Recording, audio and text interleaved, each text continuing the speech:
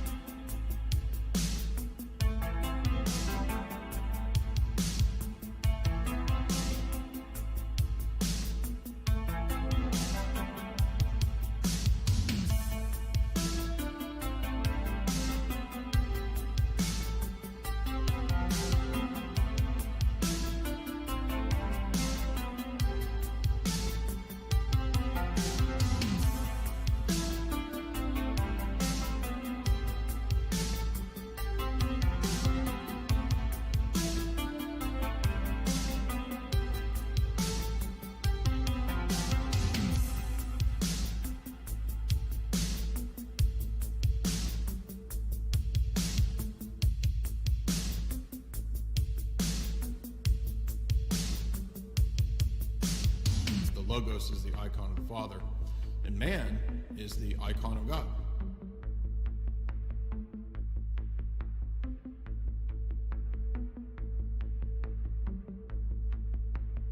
We are the image of God. Dyer wave 3.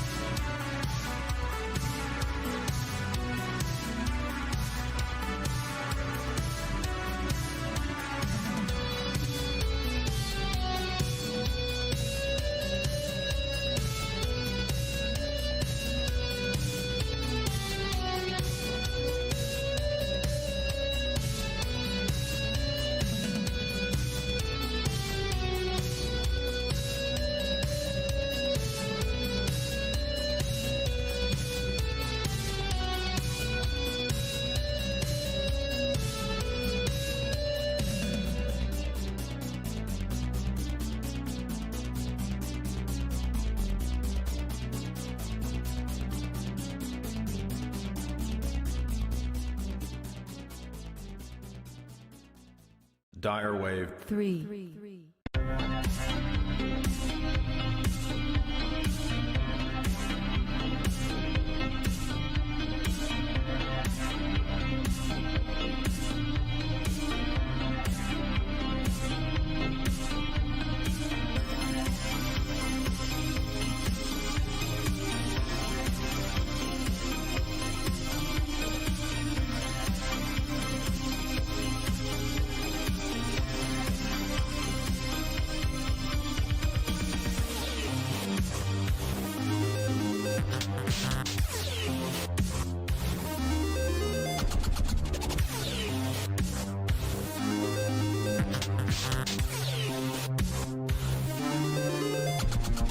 The arts reflects the soul, the spirit of a people.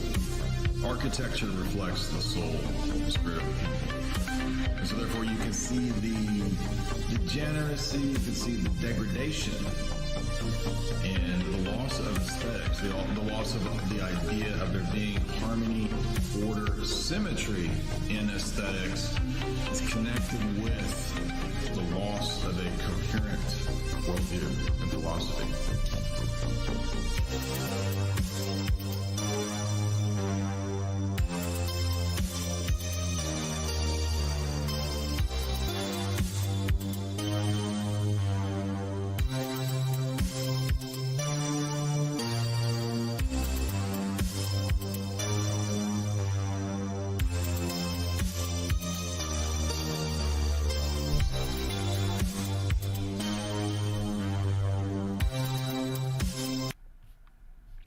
What's up, y'all? Welcome. Hopefully everybody can hear me good.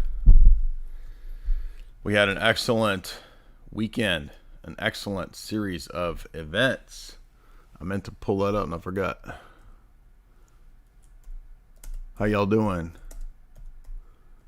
Somebody said this was a good idea for a stream. I've been meaning to do a scam stream for a long time, where I get you involved in a multi-level marketing with me together.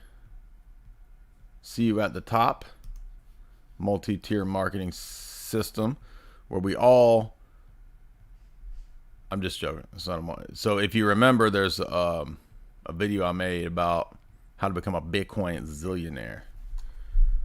A Bitcoin zillionaire. I got a Barry White. Oh, get it together. Come on, baby. My baby. Whatever, yeah. I'll see you through it. Remember that? Y'all ever heard of Barry White? Not Barry Sartoro. Barry Sartoro. Barry White. Barry Sartoro White. Yeah. I'll see you through it. Whatever, yeah. Girl. Who's got more of a Barry White voice, me or Barry White? Jamie's laughing. Ha ha ha ha ha ha. I hear faint in the other room. Faint teehees in the other room. Where's the freaking video? I was going to show you guys a video of the event. We had more people than expected show up. That's cool. We packed it out. We packed it out in the ghetto. We was over there sweating. Why you in here sweating? It's hot. We had a hot room. Look at that. See that? There we go. Now I got it pulled up. And I got everybody to do the soy face. Look at that. Woo, baby. Basically, the whole event was just a live playing of the clips of me. I'm just joking. That's not what it was. That would have been funny though. Somebody thought that's what I was doing. You just playing clips of you at a live event? That's ridiculous. No, dude. What are you talking about? Although it was more or less like a live stream. That's kind of what I was going for. I was like, I ain't gonna do no stand up. We get up there like a woman stand up. Talk about chocolate vagina period sex boyfriend's mother. Right, that's every female comic routine. Did they ever talk about anything else? Like what else? That's all that's going on with you? Look at that. Full house, baby. What's up, guys? Give a soy face. Soy face. And so, yes, it was a blast. And since it was a success, we will be planning another. I was making Fed jokes, though, when dudes were coming in with glasses and, like, preppy shorts. And I was like, here's the Feds. The Feds came.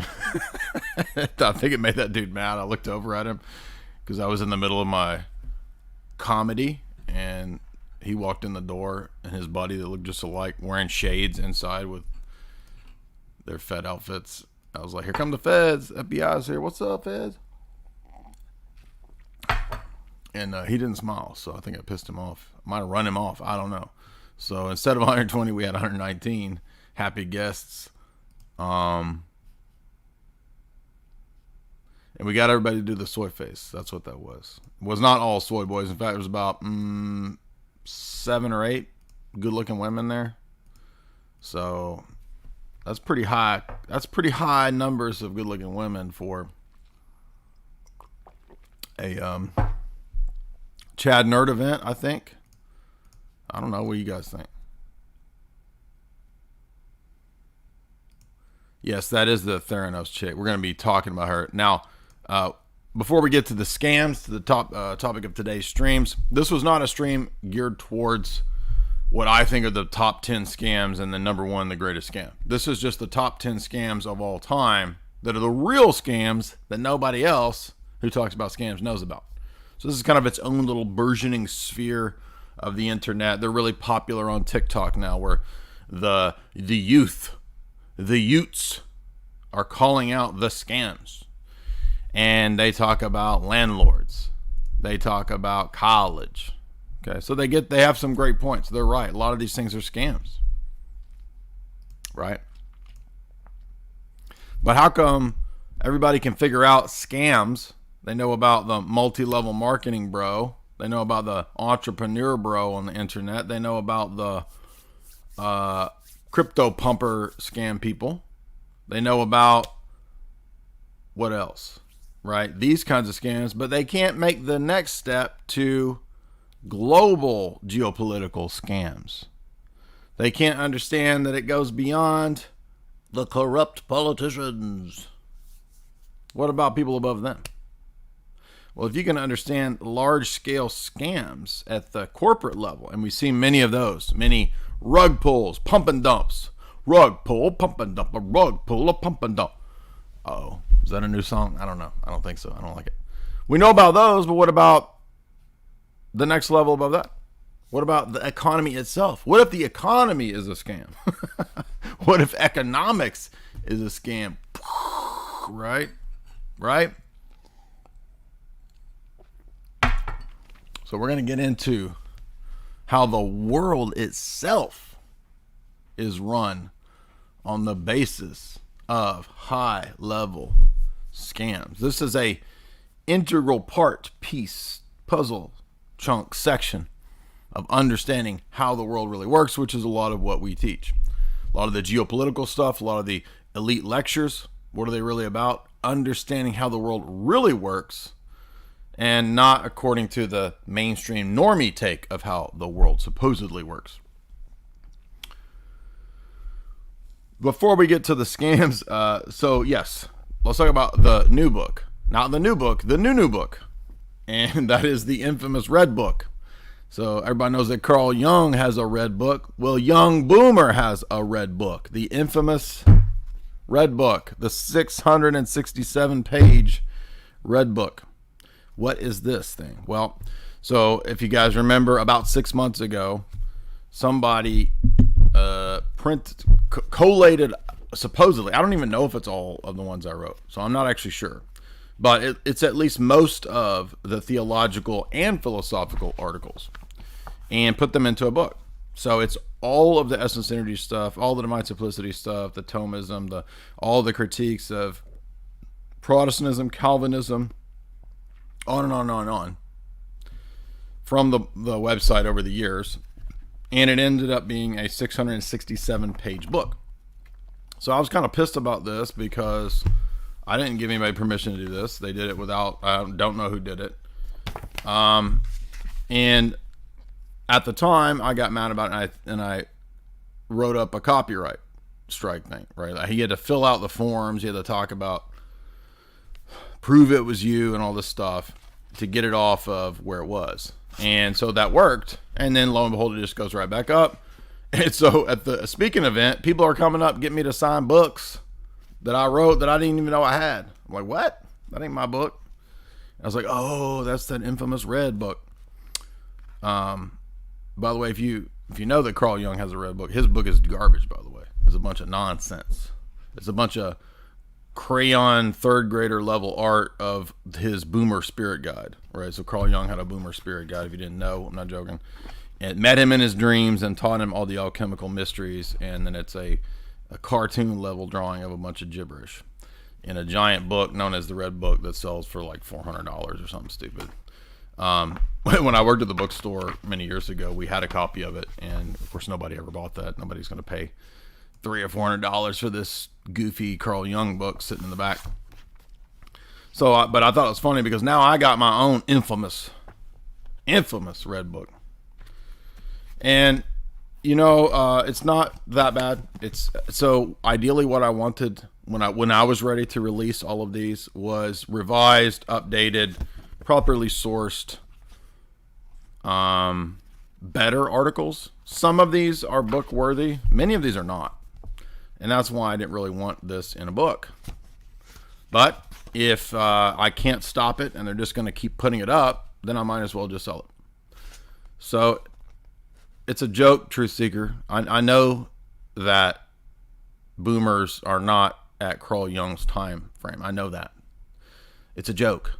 So all these literal people with the Spurg problems in the audience, it's a joke because the drawing of the Spirit Guide looks like a boomer. That's why.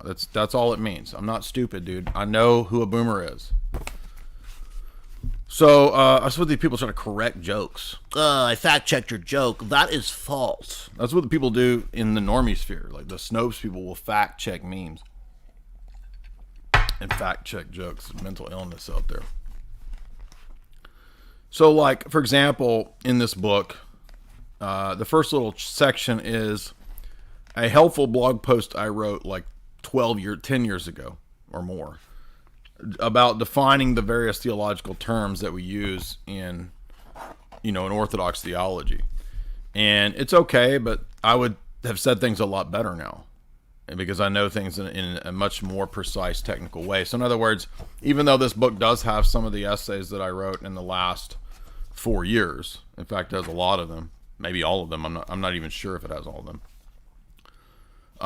It wasn't my intention to have a lot of these old essays that are not worded that well in this book. And like some of the speculative chapters, whoever did this, they stuck it under things that don't make sense. So none of this was me, right? I didn't okay this. A lot of these are blog posts too that, again, they weren't really ready for print. And then some of the things that they put in here have sources. They're sourced within the text, in text citation. And then some of the other references aren't sourced. So it's kind of messy, but I guess all the books that I put out in a way, have these. Do you need something, Jamie? To have these sort of flaws or elements that are problematic. Like, I got a review on this one which said, hey, why didn't you put all your footnotes? Okay, well, I've explained why there's not footnotes 100 times. Because when the website was deleted, a lot of the links broke. So that's why. But again, so we'll just sort of rushing through some of the, I kind of like some of the things they did here because there was some thought process into whoever put this together in the sense of the organization. So they started with, in the table of contents, they organized it around the basics of the presuppositions of the worldview. Divine revelation, scripture, their icons, tradition, inerrancy, typology as apologetic, a lot of those essays and articles that I wrote over the years. That all makes sense. But the sections talking about the essence, energy, distinction, eternal manifestation, it's weird that comes right immediately there after typology, There's several articles on old stuff I wrote about incubi, succubi, Lilith. So, those were kind of odd choices, but I guess whatever. And then it gets into metaphysics, and it gets into the logos. It gets into a lot of the essays, by the way, just to give you a heads up, that are in this big 667 page book. They're in this one. So if you don't want to pay $45 for the full 700 pages or whatever that include all the theology articles, this one is cheaper. That's why. And a lot of the writing in the older articles are kind of immature, and not in the sense of like fart jokes, but just in the sense of not very well written, because they were blog posts. They weren't ready for print. But it does get the job done. So basically, if you're looking for the critique of Protestantism, Thomism, Papalism, Evangelicalism, Calvinism, that were in various articles, they are in here, right? So for example, all of the articles critiquing Calvinism and divine simplicity ended up in here. All the articles on millennialism, Protestant epistemology, Arianism, subordinationism, critiquing filioque, those all made it into here. The old ones that Protestants really liked, like critiquing Rushdoony, that one made it in here. They even threw some of those old responses to Turretin fan in here. A lot of these things I forgot I'd even written these. Like James White's Open Trinitarian Error. I don't even remember writing that, but I looked it up and I was like, okay, I guess I did write something on that. My kind of goofy story about Paul Washer, meeting him in person, that ended up in here. A silly post that I wrote about arguing with this girl at a party ended up in here. So they threw some weird ones in there, and then they threw Husserl, the little Husserl entries that I had in here. I don't really, I mean, I guess they're technically essays on philosophy. The other thing they did was they put the geopolitical stuff towards the end. So in other words, the book is, whoever wrote this in the back, they said that this is intended to be a volume that illustrates the synthesis of Dyer's influences and thought processes that built his worldview out of all the fundamental theological works. So they included the recommended reading at my website in the back of the book, which is several pages of recommended reading.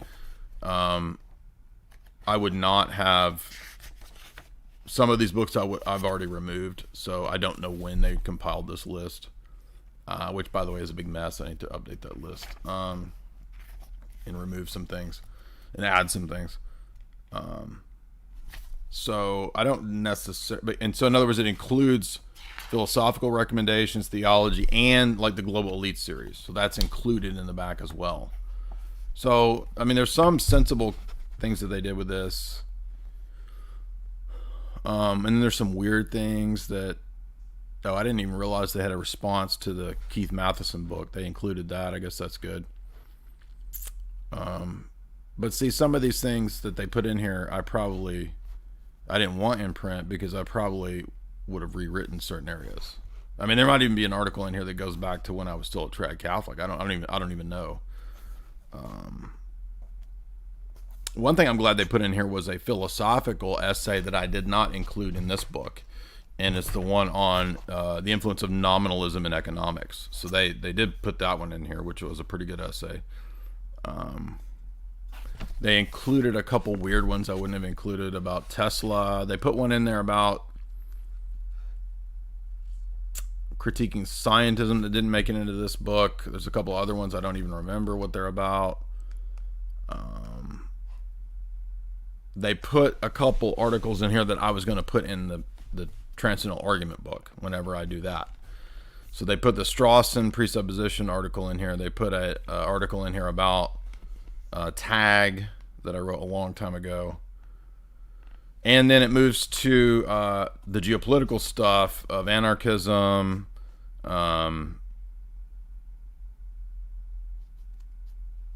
pseudo-sacred psychodrama, which is a good essay I wrote that I forgot about that I meant to put in Esoteric Hollywood. I don't think I put it in there. It would have been in Esoteric Hollywood 3. they added my Fatima and psychological warfare essay, which is a good one. But that might be in Esoteric Hollywood. I can't remember. And then I wrote another essay about modern education being Pavlovian conditioning. We will get into that today when we discuss scams. So the Zoomers get it right when they start doing their TikToks about how education is a scam. They're correct on that. And then let's see, we have about 40 or 50 pages on geopolitics and really just introductory essays on the writings of the elite. And these are old essays too. Like some of this is like there was a long article that a lot of people actually liked that I wrote about the NWO a long time ago, and they stuck that one in there at the end. A couple of these essays are in Esoteric Hollywood as well, but some of them are not. So I have an old essay on green stuff, which we'll be talking about today, which I'd forgotten. I wrote a big essay, Global Green Luciferian Government. I wrote that probably in 2014 or 15. They stuck that one in here. Full Spectrum Subversion, that's something I wrote maybe in 2012. I mean, old stuff. Old Rockefeller thing that I wrote for Alex back in 2007. So I wrote a terrible essay in 2007. Oh yeah, then they included the satanic elements of feminism. So I wrote an essay back in 2015, Satanic Roots of Feminism, that they stuck in here. Here's 2 PSYOPs documents that you should read. How the News is FAKE, Fake and Gray. Revolutions Are Staged, Revolution Inc. That will be also relevant to what we're talking about today. And so, yeah, so basically, here I am signing books. By the way, I got to sign some really cool stuff. I signed an actual piggy bank. So they were like, this girl was like, hey, sign my piggy bank for Pay Piggy. I was like, that's pretty genius. I get that. You get that, guys? You get the double reference there? I signed Nick Cage movies. I love it. Every time we do an event, somebody brings Nick Cage movies. Usually VHS, but this guy brought a DVD of 8mm. I'm like, whoa, dude. Definitely not the most jovial of Nick Cage movies. But so I ordered a giant pallet of these. Well, not a pallet, but I ordered a lot of these. So if you want to come get my full infamous unauthorized that's that underground, that's that street underground copy that's roaming around, I might as well just sell it, because they're going to keep putting it up, and I don't know who does it, and I'm not going to sit here and filing copyright takedowns all the time. So I'm just calling, because the title's too similar to the other one, right? So if you want the full theology stuff, which is again not really what I had planned, but it gets the job done, right? I mean, overall the critique pretty much is the same. It would just be a lot more sophisticated and better now than when I was learning this stuff 10 years ago, or even 4 years ago, right? Even 4 years ago, I had not read a giant amount of the corpus of St. Maximus, right? So now I have. It's a much better precise approach. I've read a lot of the secondary literature in the last 4 years. But the essence of the critique is all the same, right? The only thing that's happened is it's gotten more precise, it's gotten better, and I've learned more. But the overall, pretty much it'll be correct. When it talks about apokatastasis at the beginning, I'm not advocating universalism. I'm talking about how the word means restoration, right? So it really depends on what you mean by restoration, right? So the problem isn't the word itself. But no, I'm not advocating universalism. If you see the words used, like will, like this doesn't define will. It says will is a property of nature, right? I mean, yeah, that's true, but that shouldn't be in a book because it's not a definition. You see what I'm saying? It doesn't really make sense how they put this together. So I did not advocate this. Let's see. Energetic manifestation. Speaking of the Trinity, it regards the manifestation by which God's glory radiates from the Father through the Son and the Spirit. That's true. At this, there is a filioque, yes. At the level of hypostatic origin, a filioque is denied or is problematic because the Son would be, the Son would take on the Father's defining property. Yeah, that's all correct. That of the Father being the monarchia or the sole cause. Mary is Theotokos because she gave birth to a divine person. Yes, correct. Logi, the many archetypes, they're not universals. So see, this is wrong. So this is my less sophisticated understanding of Logi in 2014 that they took and stuck in the book. The Logi are not universals, right? But I thought many years ago they were. The universals are created based on the Logi for the universals. The Logi are uncreated, even though they have an aspect to which they're the prototype, and the types are based on the prototype. So there is a similarity between the Logi of a universal and a universal, but they're not the same thing. So as you can see, again, I mean, even though, basically a lot of it still isn't accurate. Because it's stuff, again, that when I was learning this, and the only reason I did that blog post was kind of like as a helpful guide for myself and, the few people that were reading the blog back then.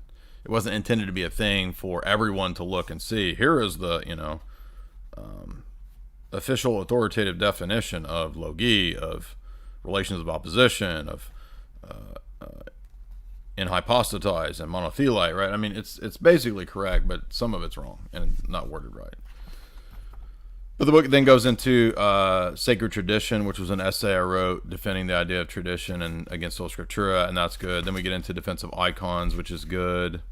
Biblical inerrancy, yes, that's all good. I hope they use the updated version of that and not the old version, which was crappy. Typology as apologetic, I think I rewrote that one, so I think this is the redone version of that. And then here's one I don't even remember. Resolving essence energy disputes via Christology, and I talk about John Damascus. I mean, I would agree with this. I just don't even remember this doing this blog post. So what can you do though, right? Essence energy distinction and the ontological argument. That was a grad paper I wrote showing how the argument of Anselm leads to, if you were to follow it through consistently, would lead to pantheism. Eternal manifestation, simplicity, and the uncreated energies. It's just really odd to put that one right away. I mean, it's like, I had a whole other article that I was writing about the monarchia of the Father. I mean, that would have been the place to start. But I don't know if whoever did this even knew I had that article. I don't know. It's weird, dude, but what can you do, right? What are you gonna do? So those are for sale. So if you do want copies of the new book, you can get them. I put the link in the description for the red book. I'm calling it the red book because it's too similar of a title to the other book. The infamous red book. The underground mixtape going around of my material that was not approved.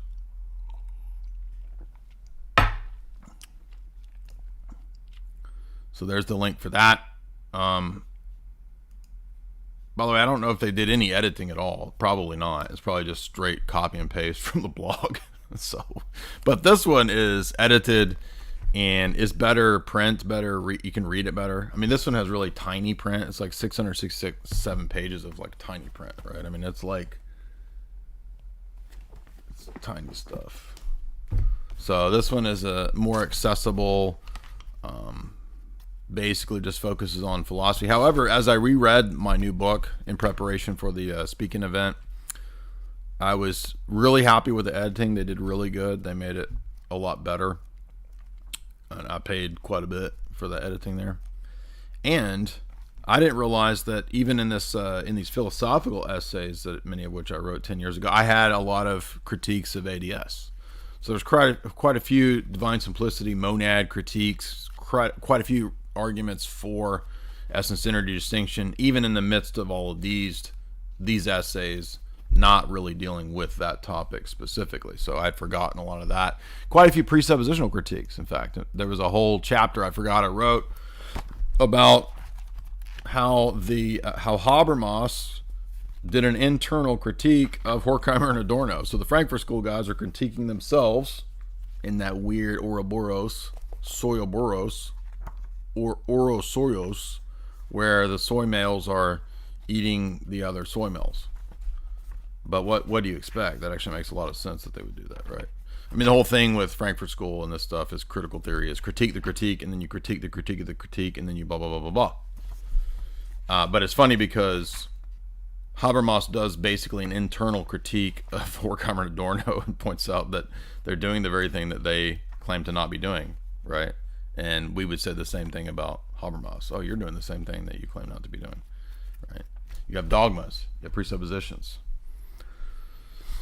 So yeah, I'd forgotten all of that was in there, and everybody really enjoyed the talk. I didn't know if the cringe comedy was gonna be a hit. It seemed like it was. It seemed like everybody enjoyed the comedic stuff. Basically did 37 impressions, maybe 40, about 40 impressions. It was a challenge.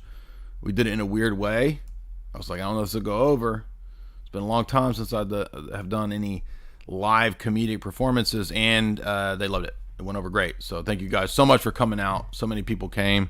We had people fly from Baltimore, from Texas, from New Jersey. I mean, they just came from all over. And I was just really humbled by that. That was really cool. Really cool.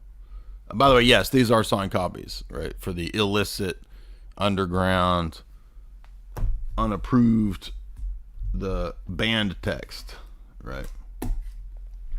Yes, everything is, they're all signed. Also, I did this too because some people don't want the recurring subscription, but they just want access to one thing.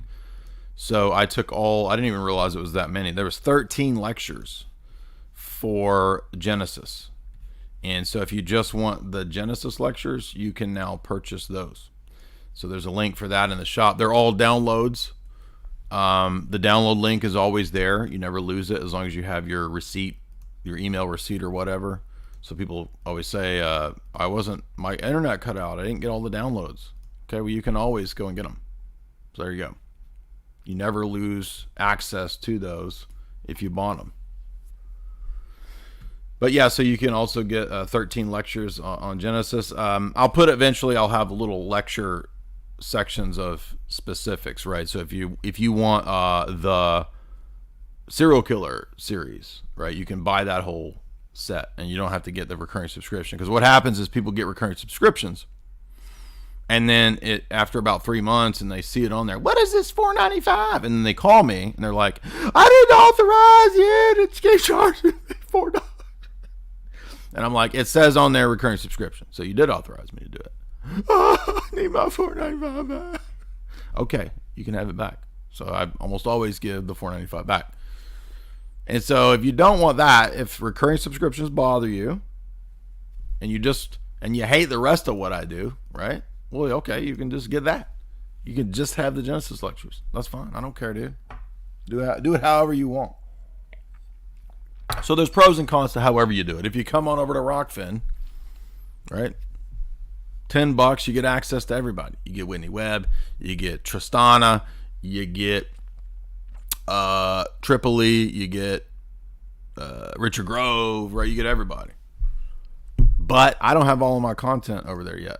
I'm moving a lot of it, and there are some exclusive to Rockfin, but it also eventually goes from Rockfin to the members. But there's perks for any way that you do it. So that's how it works, right? The website, if you subscribe, you get access to all of the archives, all the lectures, all the talks, right? And you get every month one fresh honey bun mailed to your mailbox or your P.O. box. You can't beat that. Scams. Not spam. Scams. Smeat? No. Spam? No. Scams. What about scams? Why, Jay, do you say that scams are a big part of how the world works? Well, because it's factually the case. That's why I say it. Because my many years of research into cults, geopolitics, and espionage has shown me that, hey, wait a minute, just like there's these connections in realms and worlds that you wouldn't expect, like secret societies and intelligence agencies and secret societies and Hollywood.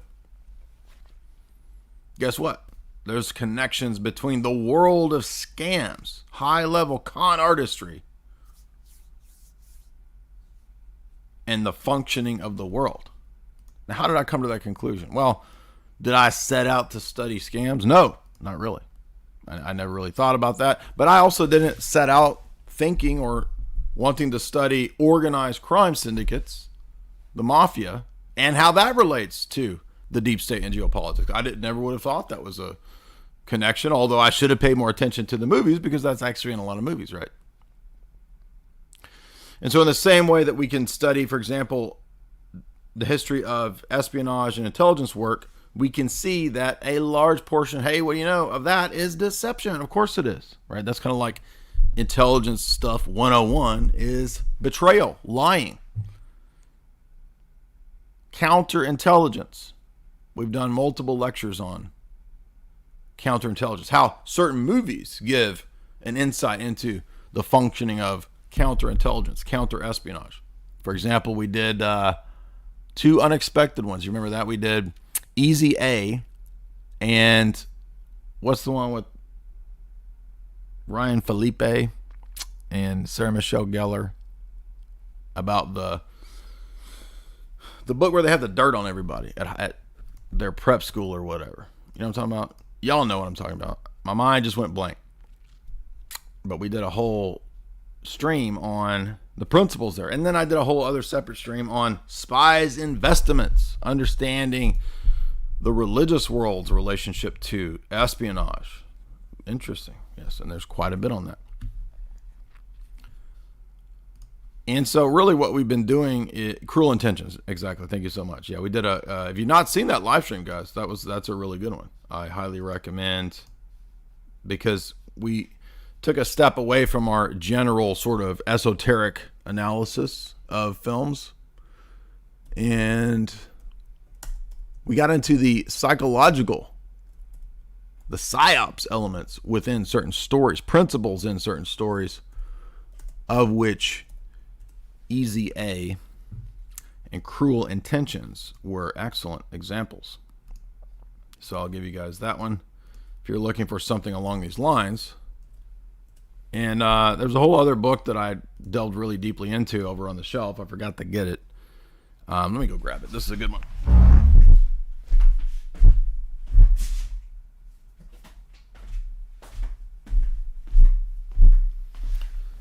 This is the Gigantor History of MI6 by a critic of MI6. Professor Stephen Dorrell. Another one of the, it's a mainline academic text. He is a professor at University of Huddersfield, which I don't know where that is, but had a couple email exchanges with Professor Dorrell asking him questions inside the covert world of Her Majesty's Secret Intelligence Services. So I got a hold of this many years ago when I was studying for my thesis on Bond and whatnot. And this is like a tragedy and hope kind of level book, right? I mean, it's pretty intense. It's one of them 900 pagers. Okay, so this is a 900 page super academic book. But I was really interested in this one because it wasn't an official type of thing. It's more of a critical thing. And he's willing to go into areas that vindicate a lot of what we talk about. Right? I mean, this talks about fake flags. This talks about the money power. This talks about Ian Fleming in here. It talks about oil men, that intelligence agents have used oil men and oil companies as covers. Yeah, no surprise there. Gets into even what Fletcher Prouty talks about. Fletcher Prouty comes up in this. Funding of both left and right groups comes up in this. You get discussions of Bohemian Grove. No, wait, not Bohemian Grove. Bilderberg. Bilderberg comes up in this. Rhodes Roundtable Group comes up in this, right? I mean, this should be its own, its entire own lecture series, right? The history of British intelligence. This should be its own series. But the problem is that, as I discovered with my experiment a couple weeks ago on what I thought would be a really interesting series, lecturing on the relationship between, what was it? Intelligence and, just went blank on, I don't even remember what streams I did last week or 2 weeks ago. What did I do? I did spy stuff and what was that stream? Occult spies, the relationship between espionage and occult, and that didn't get as many views as I thought. I only got 8,000 views on the public part, and not that many people found that. But I mean, what we're trying to get at here is that all of us have been kind of on a learning journey, a process of learning for the last several years, more and more and more about how the world really works. And as you guys know, you first step into this domain through the realm of conspiracy, right? You read your Gary Allens, right? You read your Tex Mars books. You read your premillennial dispensational conspiracy books or whatever, right? And you get introduced to the conspiracy world, right? And then you move into your other conspiracies, right? The Illuminati, the aliens and the UFO. Everybody has the alien UFO phase. Oh, they're real aliens, dude. Oh. Soylians. Right, that is a soy phase, right? Getting into aliens. Come on, dude. Ain't no damn aliens, bro. How dare you, soy man? Love your aliens. That's just because you think you're going to get probed, dude. That's gay. Literally it is, right? But, oh, by the way, he talks about MK Ultra, artichoke, all that. Now, this is not a conspiracy text, okay? So keep in mind, this is a mainline academic text critical of MI6. And it's a 900-page book, dude. So you better get ready. And I have read a good portion of this. I've not read the entire book. I read probably 500 pages of this book. Whatever I thought would be necessary. By the way, there's a chapter on Victor Rothschild, which we've just seen Mark cover in his essays. But you get some insights, right? Well, you get a lot of insights into this. But what I'm getting at is that I think people don't understand this domain of things, right? This is a huge element of the control structure and the propaganda structure, the deception structure, the PSYOP structure, right? Is these three-letter agencies and what they do and what they're all about. And it's not what Hollywood, of course, tells you that it's about. Hollywood makes you think that, they're there as heroes to save us from the international terrorists by getting laid, right? James Bond is out there sleeping with the babes to save the West, or whatever other ridiculous narratives, right? That would be the old narrative. Now it's Claire Danes is over there punching, people in Arab headgear to save the West. She's over there girl bossing Arab men to save the West. Right?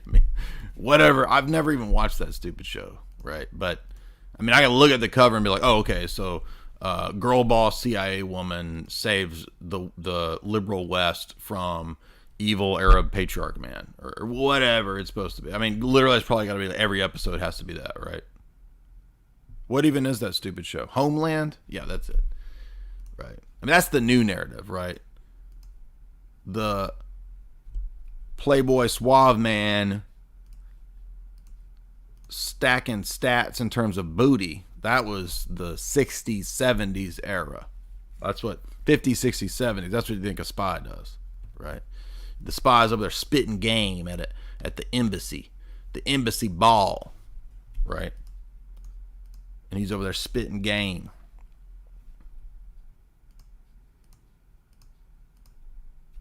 trying to sleep with Russian diplomats or whatever. That's the Cold War image of it. And then it becomes strong, short-haired girl boss. Bop, bop, bop, punching Arab men around. Yeah, the strength of America, boy. Even our women can punch the Arab man around. That's what the media, these stupid shows say it is. Right? The next level. So people can grasp the scams at certain levels. But why can people not grasp the next level up of scammery? That's what is mystifying me. We were talking about this in politics. Jamie had a good point about the TikTok trend of narcissists, right? Just like YouTube had its whole algorithmic phase, a year ago of the narcissist videos, right? Just algorithm machine gunning at you, a million different goobers talking about narcissists. Suddenly everybody on YouTube is an expert, a psychological expert. Narcissist. Suddenly every chick on the internet's boyfriend. My boyfriend is like a total narcissist because I watched these 5 YouTube videos and now I can diagnose him. Right? Literally every video is that. And now TikTok is machine gun narcissists. Okay, so wait a minute. You guys are all experts at recognizing narcissists. What about international global elite narcissists? What about Gil Bates? You can't recognize Gil Bates? You can't recognize Klaus as international higher level narcissists? Look at Obama, he's a narcissist. Remember that? But what about the people above him? You don't think that those people are narcissists? You don't think they're internationalist narcissists? I mean, why do you stop at that level, dummy? That's what I'm trying to say.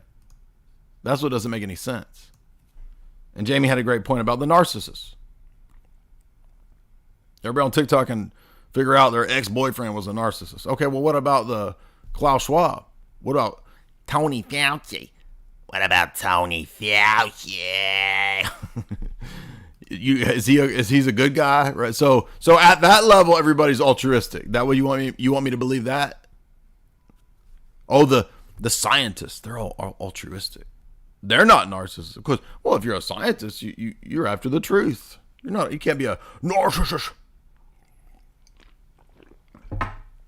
Gaslighting.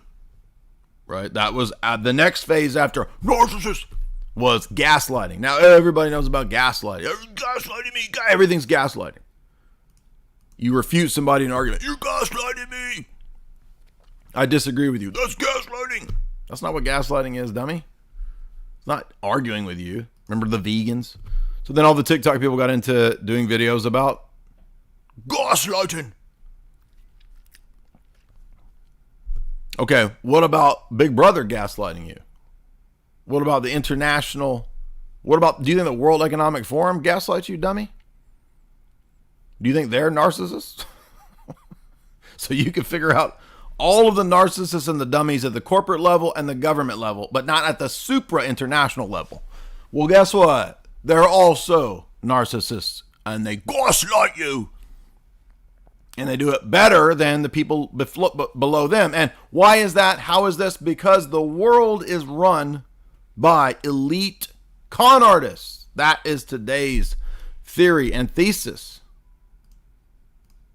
And when you see this chick and her con artistry, we're going to look at an example of her con artistry. She's a low-level con artist, right? All of YouTube figures this out. Oh, look at this, right? Millions of views. Amanda Seyfried playing this chick from Theranos. Well, now, wait a minute.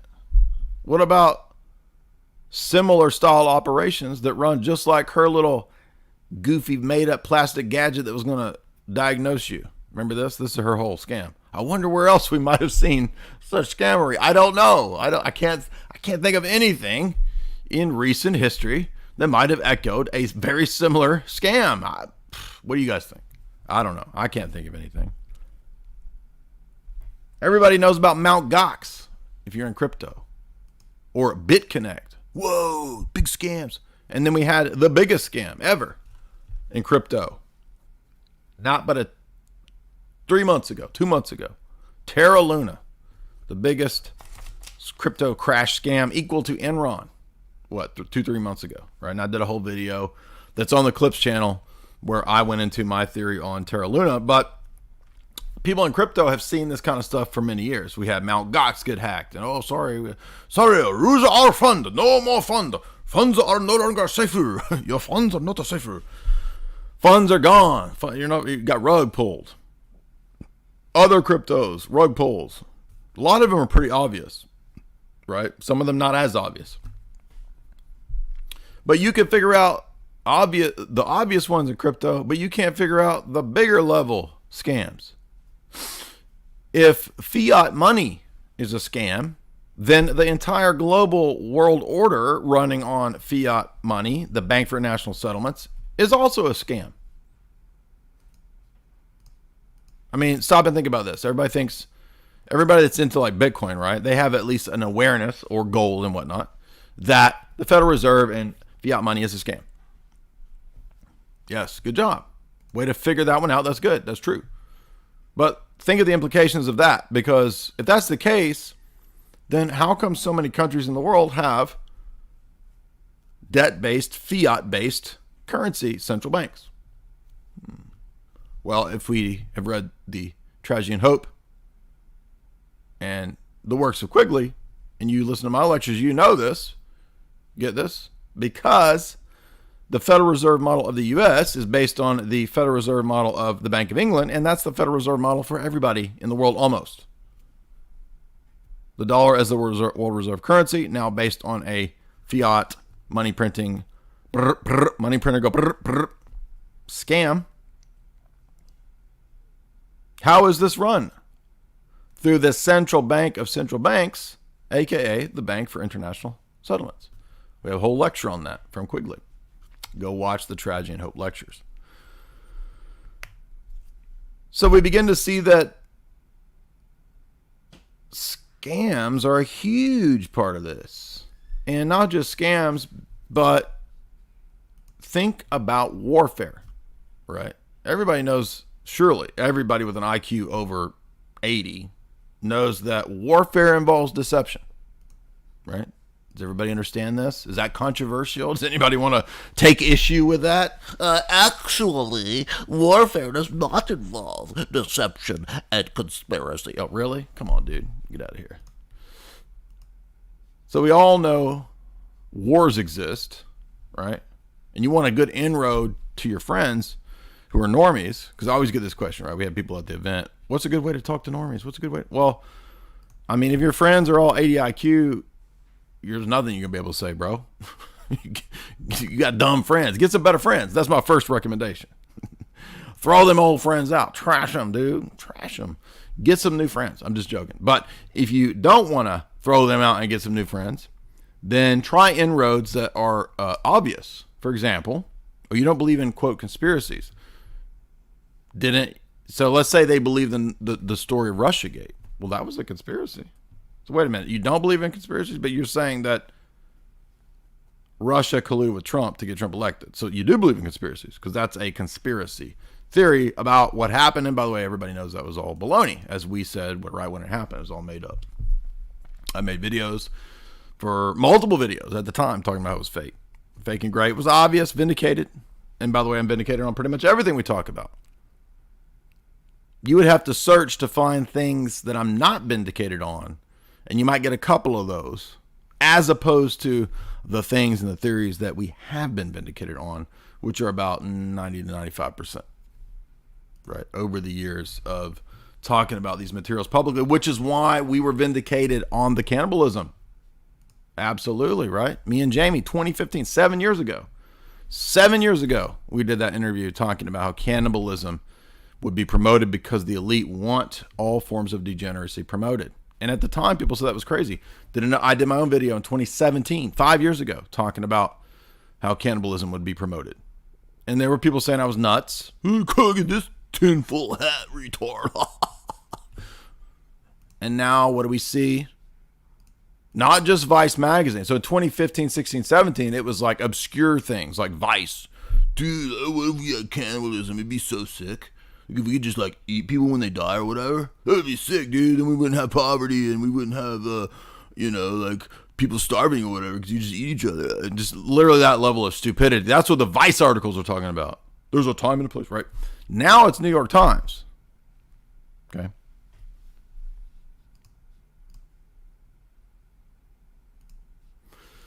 Then we did a 2018 Boiler Room after my 2017 video on it.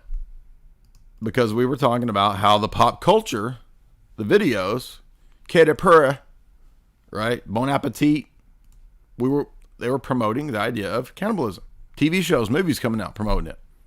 You're crazy. It's crazy. It'll never be. It'll never be. And then lo and behold, a couple years later, it's front page of New York Times or wherever it is.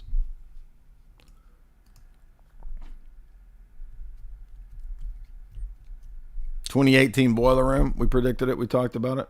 So that's multiple discussions from 2015 up to now, vindicated. Where are the apologies for me being correct and you, hater, being wrong? Still waiting for the apologies. Now, maybe I'm right about some other things too. Maybe I got some other things right. Not everything. Nobody will get it all right. Okay, don't expect any analysisizers to get everything correct.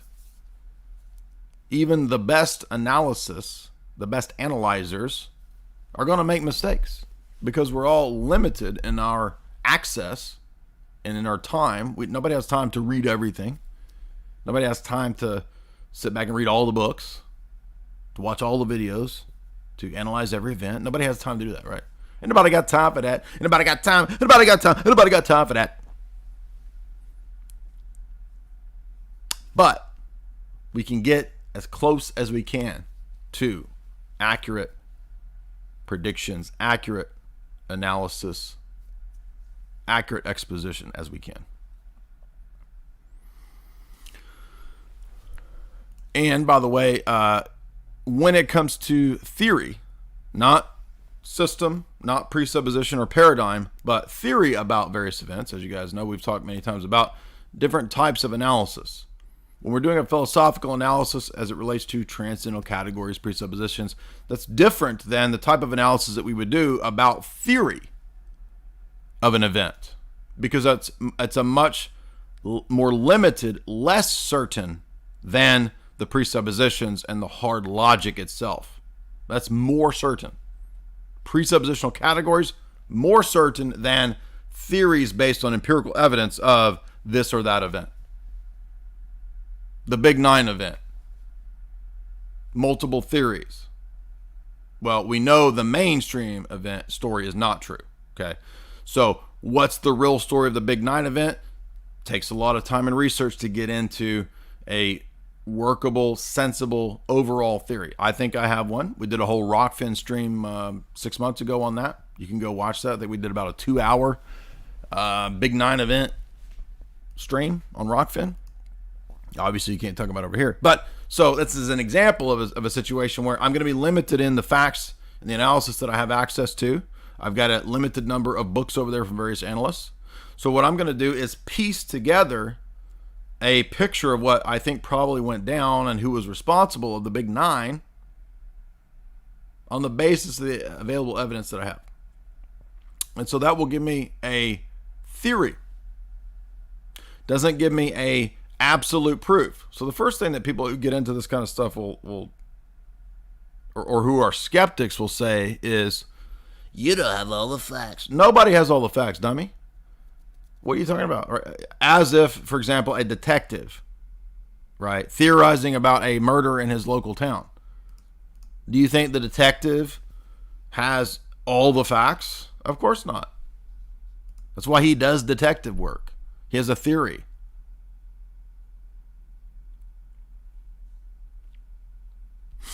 So unrealistic expectations is kind of the first typical skeptic objection, right, that everybody gets, right? Oh, so you don't really know what happened, but you have a theory? You mean like every detective has a theory, dummy? And also, I think the key to the Big Nine event, as an example, is not the science, hyper-specified science of the engineers and people like that.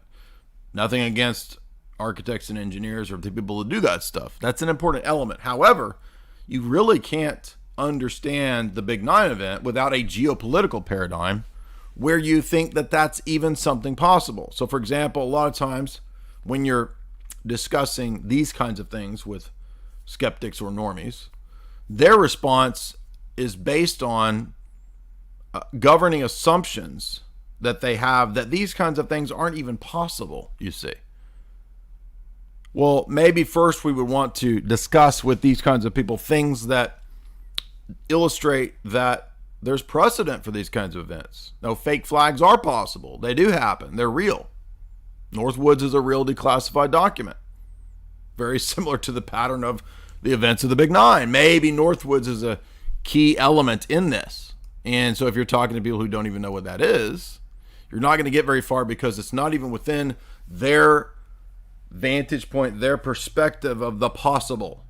So they have a governing presupposition of, first of all, what is and isn't possible. That precludes information coming into their vantage point of something like that even being possible. First of all, that there are fake flags. They might be that dumb to think that this doesn't exist. Okay, which is ironic because it would be like History of Warfare 101, that warfare engages in deception. Espionage exists. It engages in deception. Hello. Right? How are you going to even read history and avoid the topics of conspiracy and espionage?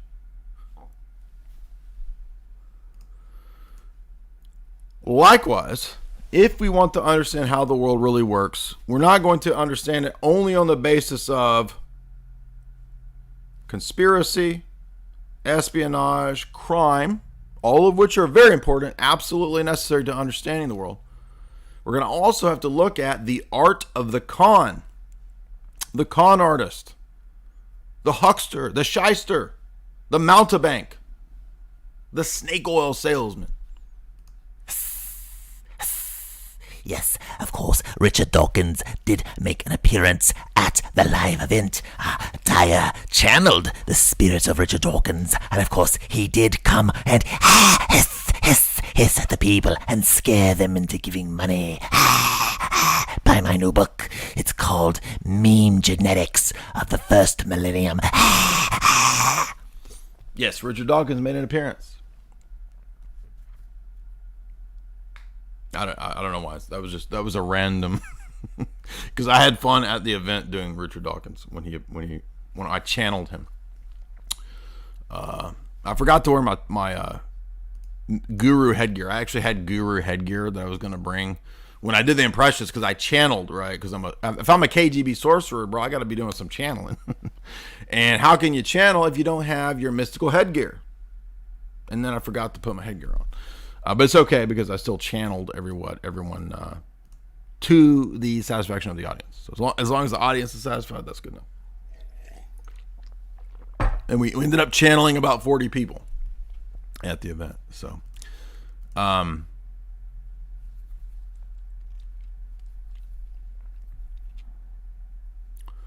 the way, if you do want to support the show today, you can use the Super Chat link. So it seems like we got I appreciate the people who have already bought the new book. Not the new book, the new book. Right? We already had several of those bought today. Thank you so much.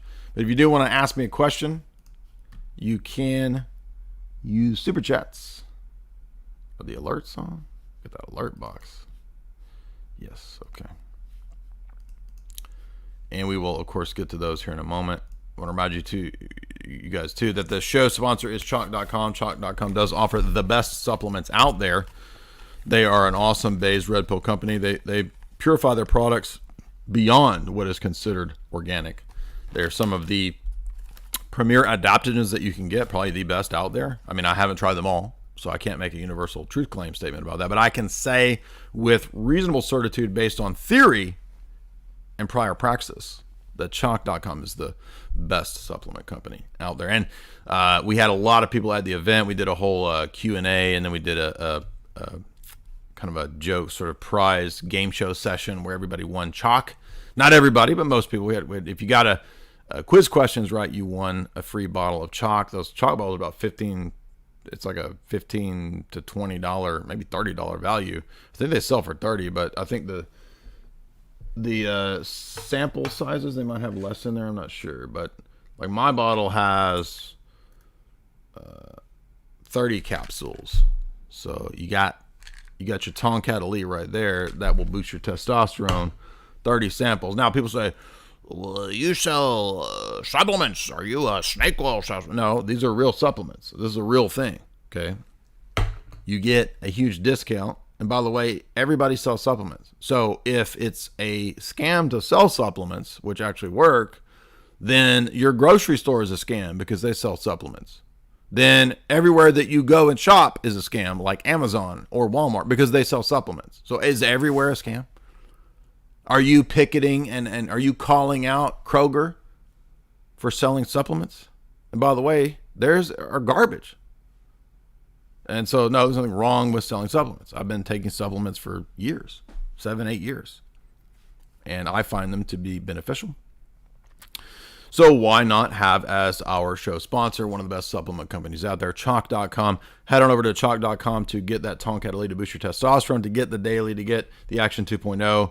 All of those excellent products, 50% off if you use the promo code J50. That's JAY50. But you get a little better discount if you set up the recurring subscription. That's J53Life, JAY53LIFE. All right, let's talk about the top 10 scams. Now, again, these are not in any definite order to like the biggest, right? These are just scams that the whole modern world has more or less bought into in varying degrees, but that most people don't think of when you think of the biggest scams. And maybe one or two of these people would be like, oh yeah, that's a scam. But everybody thinks of scams, they think of like, you know, Leo DiCappuccino in, I just went blank. Catch Me If You Can, right? If you say, what do you think about some famous scams? Oh, Enron. Okay, that's a good example. Is that it? Like, there's no other scams? Like, the corporate world just did Enron and Theranos. And then they're like, no, but now we're free from the scams. Really? You think so? I have a revolutionary thesis, which is that the whole world is built on scams. How's that? I see plans within plans. No, you ugly vagina mouth alien from Dune. I see scams within scams. Remember the big vagina mouth alien in his big old tank in Dune? What are they called? The Chode delegates or whatever they're called. The Trading Guild, the Chode Trading Guild. What are them big fat dudes called? I forget what they're called. They look like a giant testicle with a little vagina mouth. I just went blank. We're doing Dune tonight, by the way. So since we were so behind on our concluding podcast for the Dystopia series, we're going to be doing that tonight. Yeah, they're the Space Navigators, but they have a name. Like, they're the blah, blah, blahs.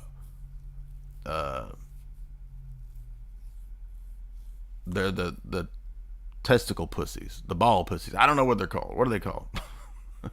Yes. Level 3 Guild Navigator. That's what I was trying to think of. The Guild Navigators. Aren't they part of the Chode? The Space Chode. Yes. Level 3 Guild Navigators, looking like giant testicles with a vagina mouth. Those guys. He says, I see plans within plans. I see 2 great houses. House Atreides, House Harkonnen.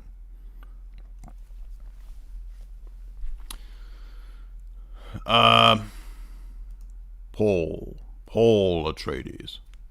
I mean, of course, Duke Leto Atreides. I mean, Paul. The Chode Company, that's it. Exactly. Chode. The Chode Company. We will be doing Dune tonight, but How did I get onto this? Oh, because he sees scams within scams. He sees plans within plans. I see. I'm like the Chode Guild Navigator. I see scams within scams, you see. Because I'm over here huffing spice. Right? Some of them slow boys huff gasoline. They huff markers. I'm over here huffing spice, which expands consciousness. Right? And so I can see the scams within scams. So people can see, anyway, let's move on. So what's my first big scam? All right, we talked about people not seeing big scams, even though they can recognize medium level scams. We talked about how intelligence work is a lot of scammery, deception, tricking people. You tricking. Number one for me, and this is not in any list structure other than just 10 of them. Number one, economics. This one's obvious. I mean, Quigley begins his whole book by talking about gold certificates and how the banking elite figured out that they could print more gold certificates than there was gold to back up the certificates. And so it, right? The feather pen machine go. So they just started writing up gold certificates. And then they can deflate the purchasing power through the inflating of the currency, you see. And so we get that energy theft system that's going on with currency manipulation through devaluing the dollar, the gold certificate, whatever it is, through money printer go brr, brr. Very simple, right? But now it's weird because a lot of people have a consciousness of this nowadays. I think through the internet, I guess.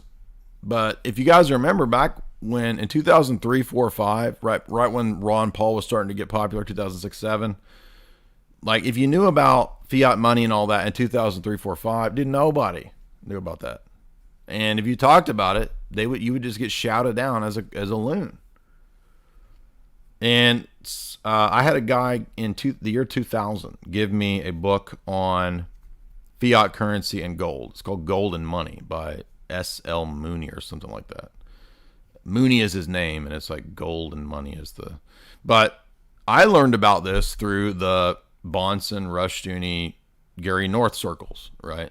Gary North, Lou Rockwell, right? You start to hear about... So in the late 90s, I first heard about this, right? Money printing, fiat, Federal Reserve scams. And at that time, it was just super rare. And you try to talk to people, nobody would listen to you. Nobody listened to what you talk about. So it's very weird to see nowadays so many people, especially in the crypto sphere, right? Everybody in the crypto sphere, for the most part, seems to have an idea of this. And I'm not saying they're always consistent because some of the cryptos are based on an inflationary model, which is ridiculous because the purpose of the invention of Bitcoin was to deal with this problem. So why are we going to have an inflationary crypto, right? That's a dumb scam. Which again, so Ethereum merger, making it deflationary. That's the goal. That's what they're shooting for. That's moving in the right direction away from an inflationary model, which is scammy. Deflation. And having the money symbol attached to something of value, right? Gold, assets, the value of the Bitcoin network itself, its cryptography, its math, its protocol, that value, right? Those are hard values as opposed to inflationary scams, usury scams, basically.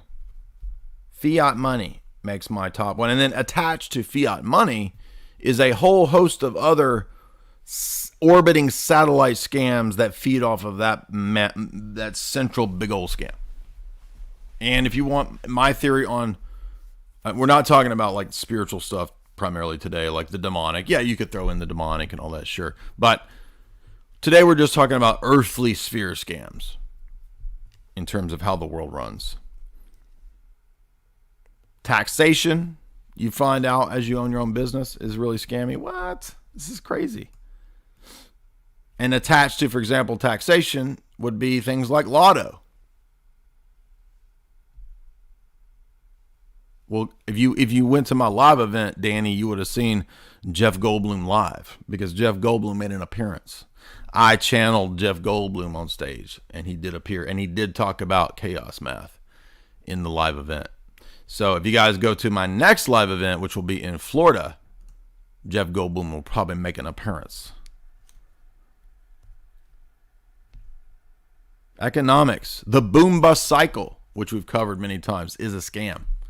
And in fact, Quigley talks about how the elite knew that they can do a two-step push-pull between privatization, collectivization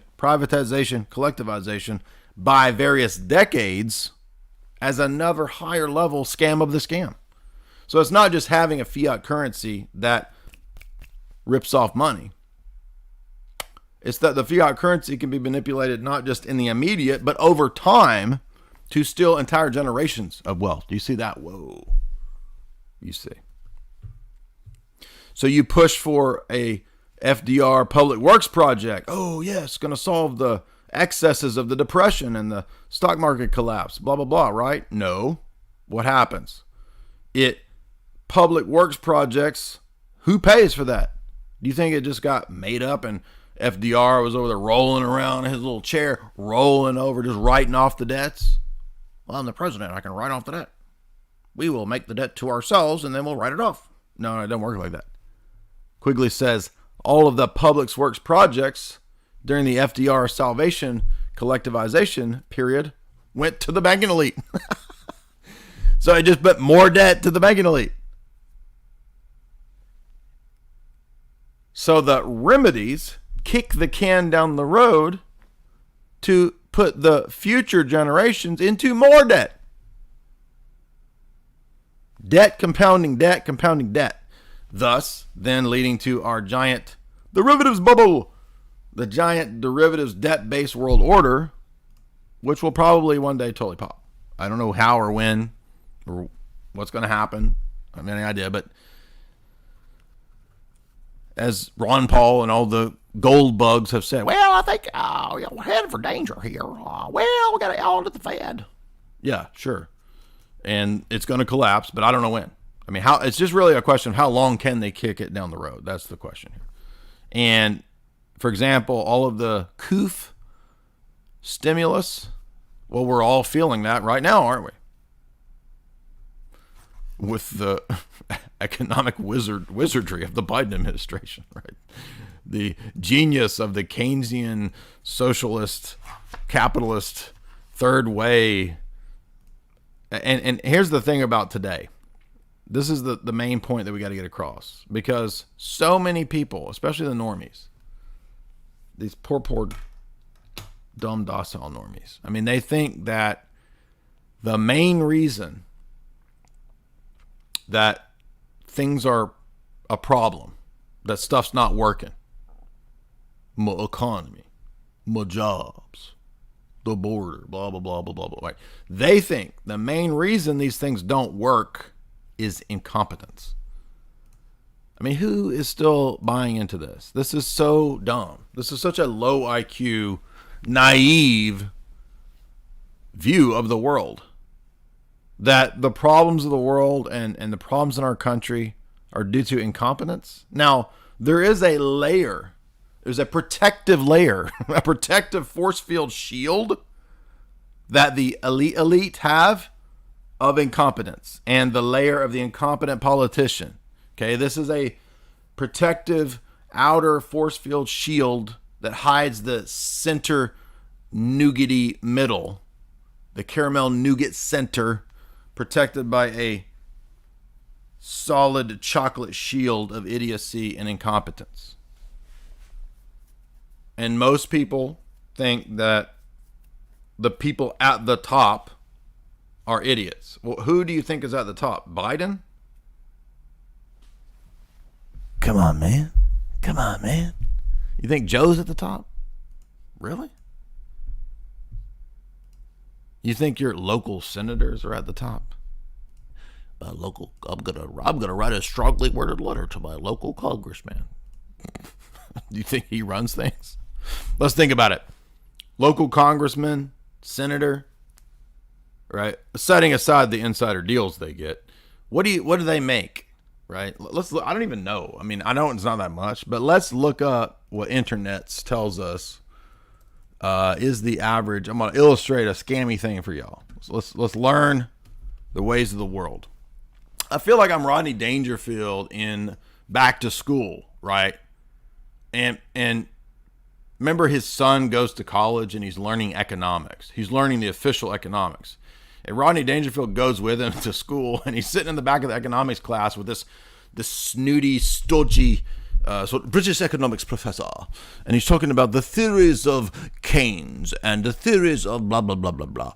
And Rodney Dangerfield's in the back going, he's never talking about who's going to grease the skids. How are you going to pay the cops off? Right? He's never talking about the real economic situation on the ground. Greasing the skids, paying off the cops. The real ways that a small business works in the movie. Remember this?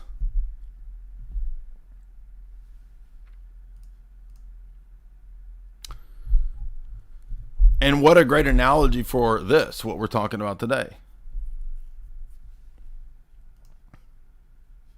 So let's see, what's a average senator salary? We think it is like 200,000, something like that. 250,000, 300. Oh, dude, it's even lower. Look at that. Oh, that's back in 2000. Oh, so they adjusted for inflation.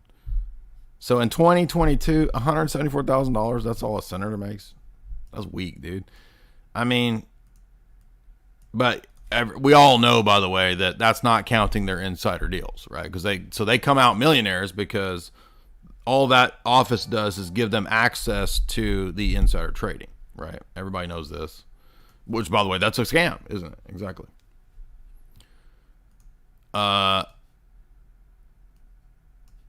That's pretty low, though. So the point, though, is, no, wait a minute. Who do you think has more power? The person that makes $174,000 a year, or the guy that has $100 billion?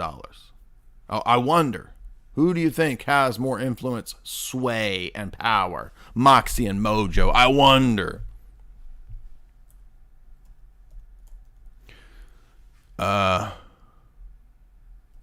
What is the average congressman's salary? Clerk of the House, $172,000. Speaker of the House, $223,000. So you get like a $50,000 bonus if you're the Speaker of the House. Salaries of the members of Congress. Let's see what they make.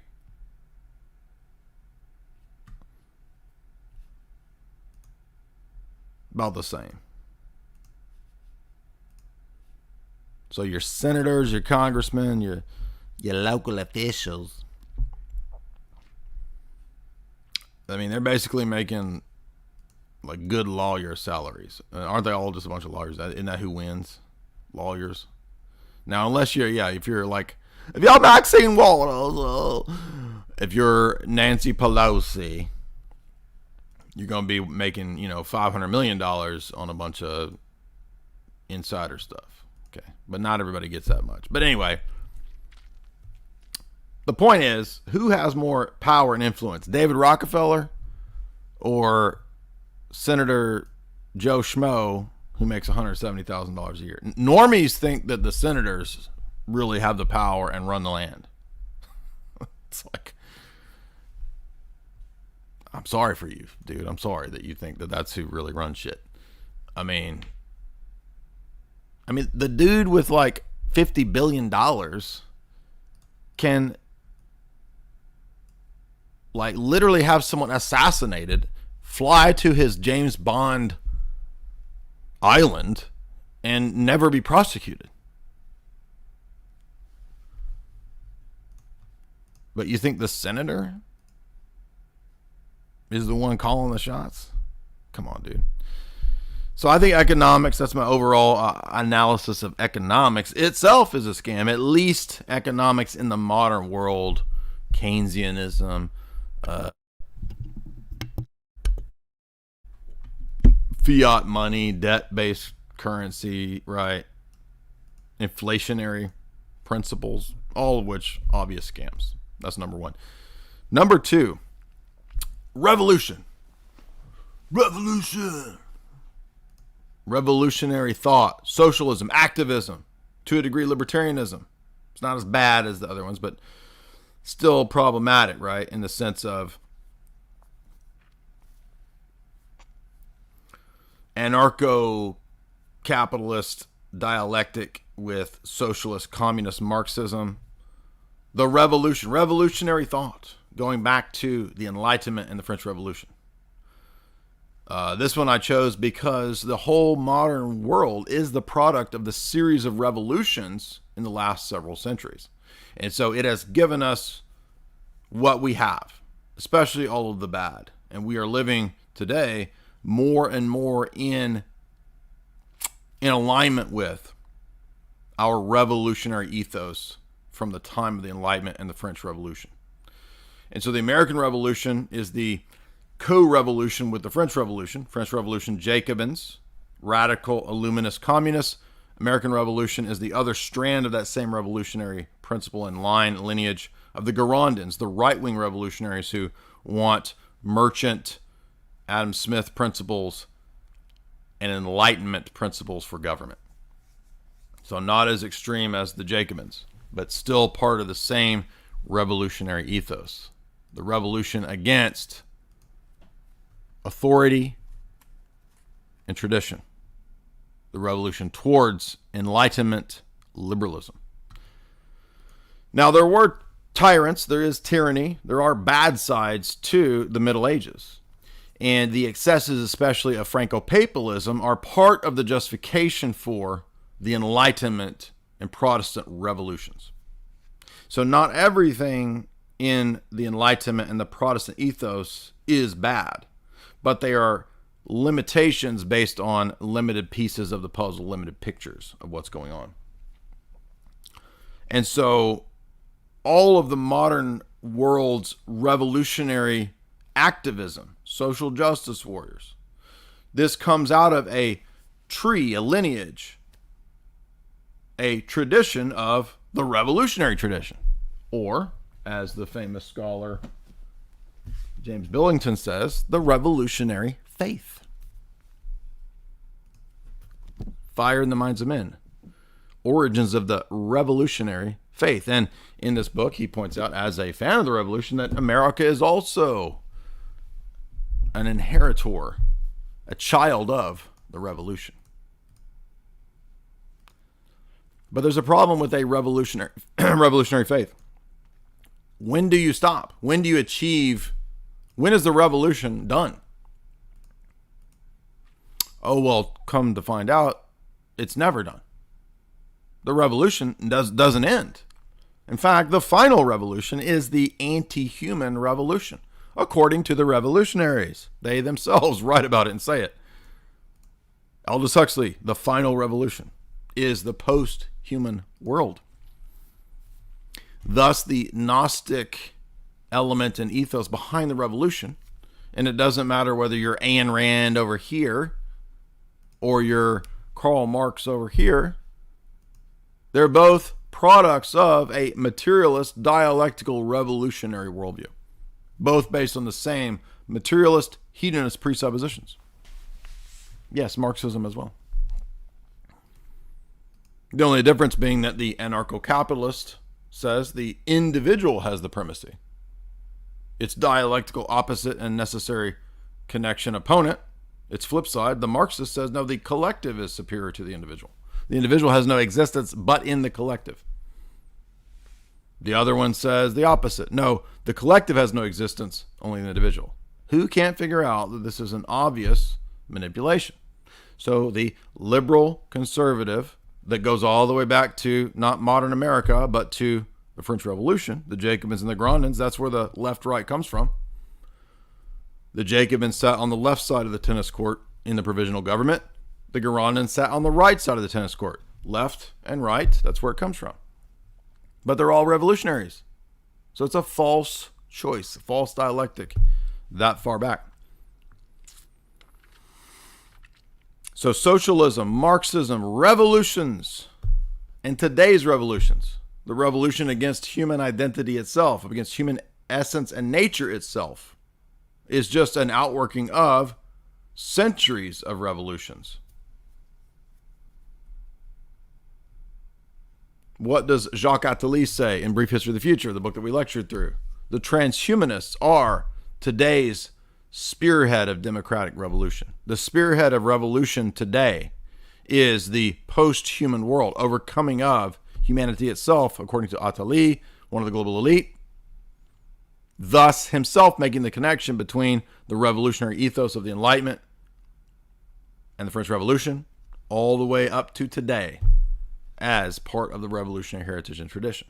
So this is not conspiracy theory. This is mainline history. This is mainline history in books like Fire in the Minds of Men.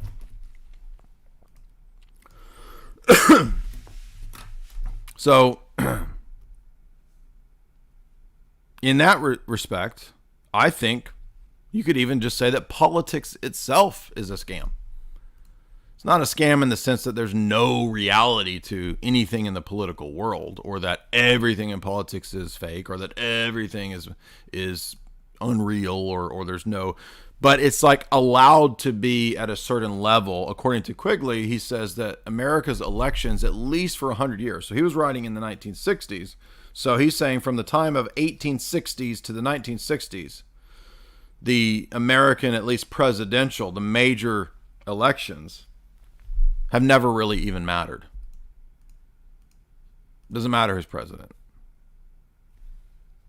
And we really see this to be the case when it comes to Woodrow Wilson, right? Wilson is a really obvious, easy test case, especially given what we learn in Quigley and what we learn in Anthony Sutton, right? In Wall Street, the Bolshevik Revolution. I mean, it's really obvious with him, right? Philip Drew, administrator, Colonel Edwin Mandell House, his handler. Everybody knows this, clear as day, right? This is the classic Federal Reserve stuff that you learn when you go down the proverbial rabbit hole. Hey, Jamie.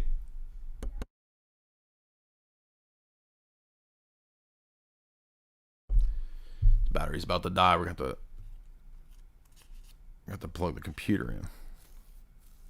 So you guys see what I'm saying about, by the way, thank you for everybody showing up. We got up to a 450. That's pretty good for a Wednesday, 6 p.m., 450. That's good. It's nice. Nice, baby. Socialism, activism, causes. Let me care about your gay cause, dude. Thank you. Yeah, you just plugged that in there. Thank you. Your causes are fake and gray, dude. Causes. Activism. Let's get out in the streets. Now, it can be fun, so I'm not knocking people that do activism, but activism and protesting and marches, and they're really just versions of theatrics, right? I mean, they don't really do anything. You could be, I think, before the internet, or even maybe still, like, you can get attention for your protests and your demonstrations, your activism. You can get on camera and you can get I think it was more useful when you wanted to get attention and you wanted to show support, out in the streets, and the cameras would, pan, and you see all the people that support my protest, blah, blah, blah. But, I mean, everybody knows about astroturfing, right? Everybody knows about paying for these things, right? Staged protests. We've seen this many times. But that's just one little scam in a giant, vast archive of scammery. The arcana and lore, the treasures of scammery that are politics itself. Because the more I thought about it, it's not just sports ball that's America's idol, right? I bitched about this a lot. Politics is America's religion. Civic nationalism, politics, Get out the vote. Get out the vote, bro. Rock the Vote, MTV. Remember that crap? I was watching some hilarious MTV ads from the 90s. Dude, we should pull that back up. That'd be illustrative. Let's see if I can find that. You'll see all these Rock the Vote things. Oh yeah, maybe this is it. I wonder if I can get away with playing these. Will I get in trouble if I play these? Well, they might have like music in the ads, but that's okay. All right, so I got to plug the computer in. So it's going to blink for a minute. Don't freak out. I'm not leaving. We're not ending the stream.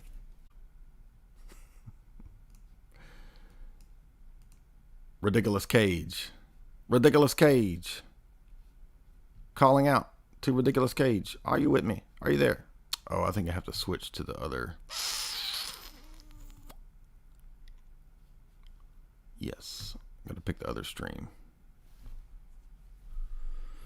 Oh, come on now.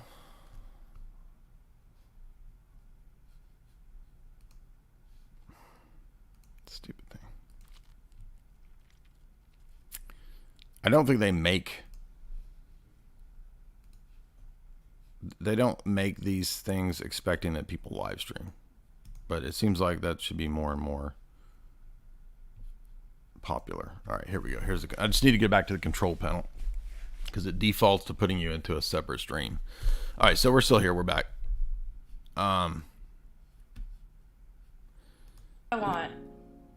Let's look at some of the propaganda in these commercials. That was blowing me away. So I was watching, remember the 90s show AMP? Now see, they're going to play a bunch of commercials with music. Last great mystery. And by Taco Bell. Tacos, burritos, and nachos. Cross the border.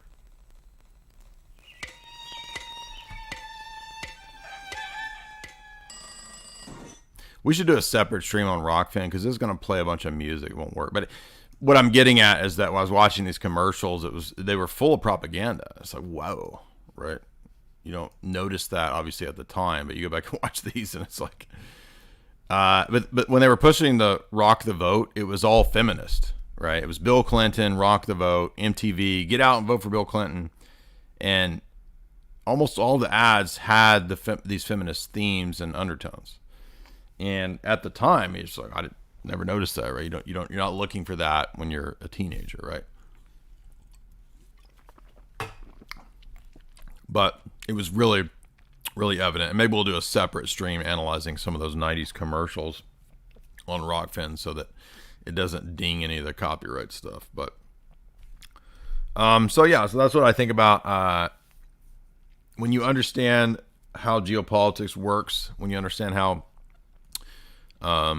espionage and warfare works, then you start to have a wiser approach to politics and activism that liberal groups, revolutionary groups, and right-wing groups can have foreign funding. This is part of warfare. It's part of foreign nations, foreign corporations and entities. Put money into these things for their interests. So, for example, we use this test case many times. Let's say I own a hot dog business. And in my little town, I have 2 hot dog stands. And I'm just raking up that hot dog money, right? I'm putting wieners in everybody's mouth. The whole country, the whole town is coming to me for wieners. And I'm just throwing wieners in everybody's mouth. Well, some little upstart, some little sassy pants upstart boy decides he's going to start up a hot dog stand, and he puts it across the street from me. And he starts cutting into my business. So I start up the anti-hot dog league. I fund the anti-hot dog league. I pass civic ordinances banning the putting of hot dogs in people's mouths. Put wieners in mouths. Gross, dude. Put them wieners down. But I also run my 2 hot dog stands. But I can afford to take the hit And so I put my little upstart sassy pants hot dog boy stand out of business, right? But all along, I also ran the anti-hot dog league. But the anti-hot dog league only complained about the upstart, you see, because I was running some controlled opposition. And let's say I hear about other towns across the way.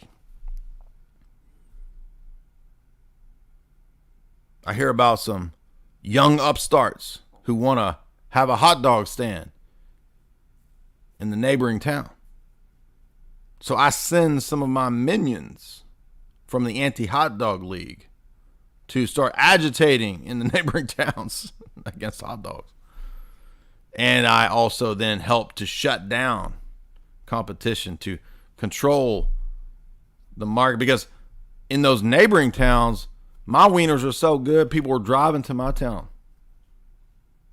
You see, I had a monopoly control on wieners. So everybody understands that this goes on in business, but they can't figure out it goes on in the world. How dumb are you, dude? How dumb are you?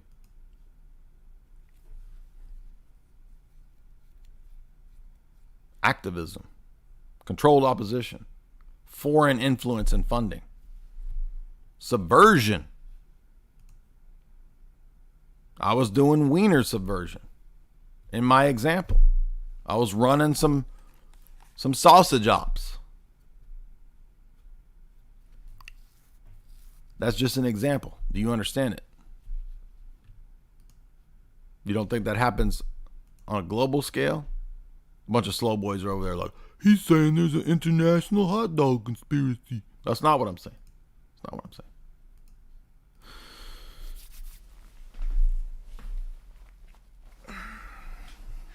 Let's see. I'm trying to figure out what example of scam she fits under. Does she fit under? Well, I mean, a lot of this is corporate scammery overall. Because like economics, that relates to corporate scams. Socialism, activism, wokeism at the corporate level, that fits in the corporate scammery. Education is the next one. That fits in it. I mean, most of these fit in that.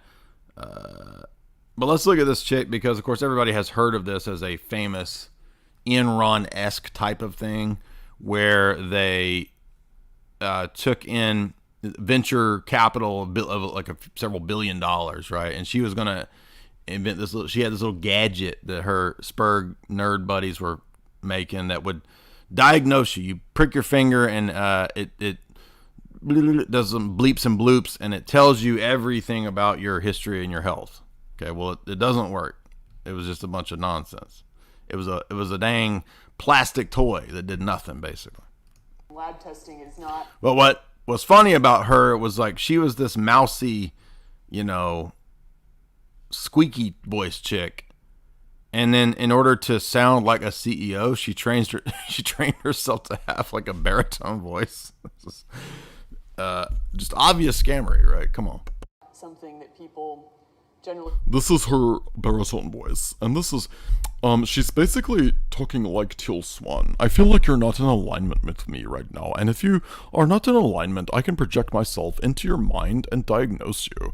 I can also perhaps do the 5-finger death spiral upon your heart. What's that thing that Bill does in Kill Bill? The 5-finger death grip or whatever, right? Like Teal Swan's like, I can go inside of you with my mind, and I can unalive you if you are not in alignment with me, right? She sounds like Teal Swan. Describe as something they love, and we want to change that. We think that it should be, because it's the first step in getting the most valuable information about yourself, about your body, about your health that you need to live the way you want to live. And so, I've talked before about the fact that the thing we're most proud of is when someone comes out of one of those wellness centers. Exactly right. And I think people talk a lot about. I forgot to mention too, I mean, the whole stock market as an orbiting appendage of the dollar is also scams, right?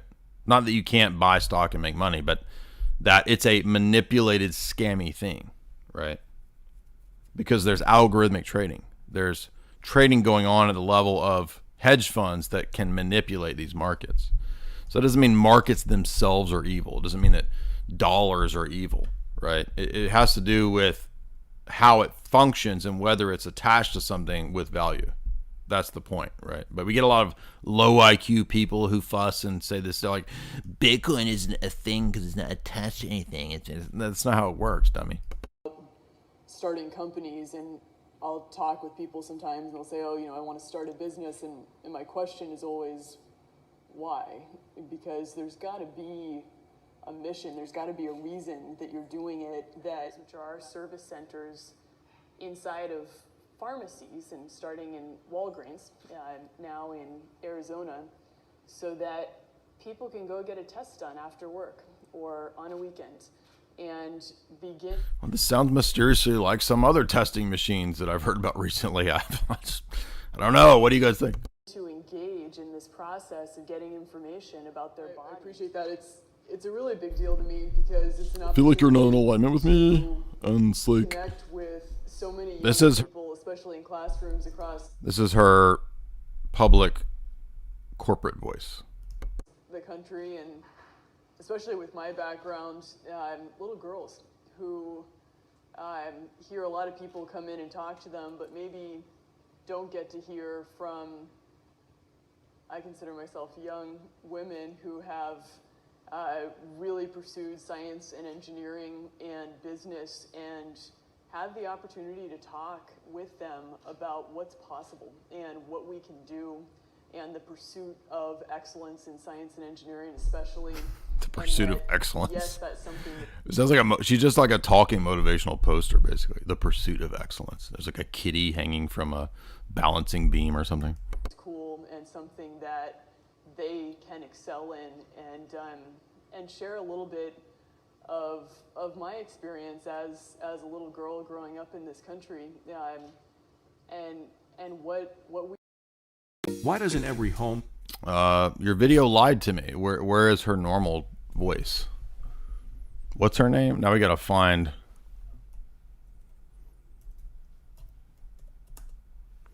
her real voice.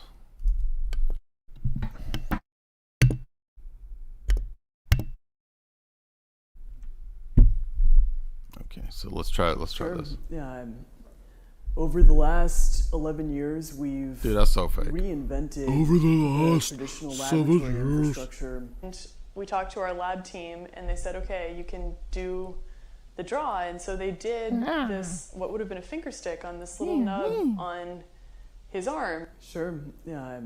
Over the last That's so fake, dude. What?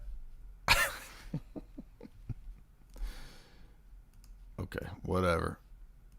Now, yeah, y'all probably figured I was going to do this one. Let's see what's up next. Education. College. Gotta go to college, get a degree.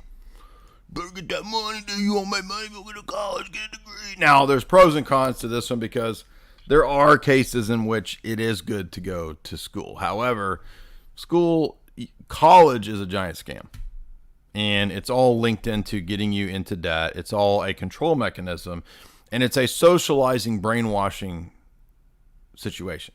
Okay, so what education used to be, the medieval idea of the university, that's not what universities are. Now, if you go to college and you got the money and you want to spend that to go to engineering classes and get your STEM degree, science, tech, whatever, math stuff, okay, I can see the justification for higher education. And if we were in a more normal society where the arts had a better place, a proper place, and were not themselves weaponized social engineering tools, I could see that potentially, yeah, you would go to university to learn philosophy, to learn logic, to learn the trivium and the quadrivium, right? All of that stuff makes sense. That's the ethos from which those things actually come. But that's not where we are in the modern world with what university college life is. Now, again, there are exceptions to this. There are nice, solid private schools out there, sure. But the state-run, board-run system of education is a giant socialization process scam that many people have written about. There is a great book by Rushdoony.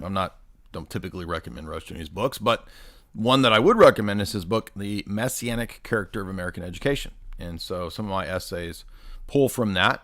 But of course, there's also Charlotte Iserbyt's famous book, The Deliberate Dumbing Down. And she was in charge of education under Reagan and brought to the world the first real focus and attention on, in tandem with, the Reese Committee prior to her, but the manipulation and transformation of American education into a socializing tool based on the models of Marxism, Sovietism, et cetera, et cetera, et cetera. It's a little caught up in boomer Cold War stuff, right? So it's not the Soviets that are taking over. Come on. It is the corporate elite above those dialectics of the Cold War, which Quigley identifies. And who, according to the Reese Committee, was being looked at? Rockefellers, Ford Foundation, J.P. Morgan, the big foundations, putting zillions of dollars into education. The Reese Committee, look it up if you don't know about it. Norman Dodd, tax-exempt foundation analysis. Okay? And so college education, and we can attach onto that charities and NGOs, giant wheels within wheels scammery.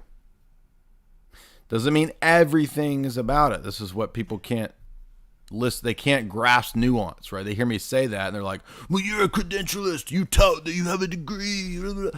Yeah, because it's not an all or nothing thing, right? So we're speaking in generalities about these structures and how they work. But if you go and get a philosophy degree, you can find universities are still good. They're going to challenge you. They're going to force you to write hundreds and hundreds of papers over the years to get your undergrad and graduate degree. And that will help you develop competence. You're going to have to deal with some shithead libtard professors. Yes, it's going to be a nightmare. I did. But there is still the skeletal possibility in some places for a decent education in liberal arts.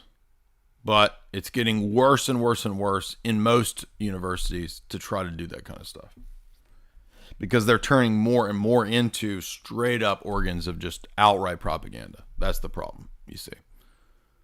Right? Now they're saying numbers, logic, and math are oppressive. I'm not joking.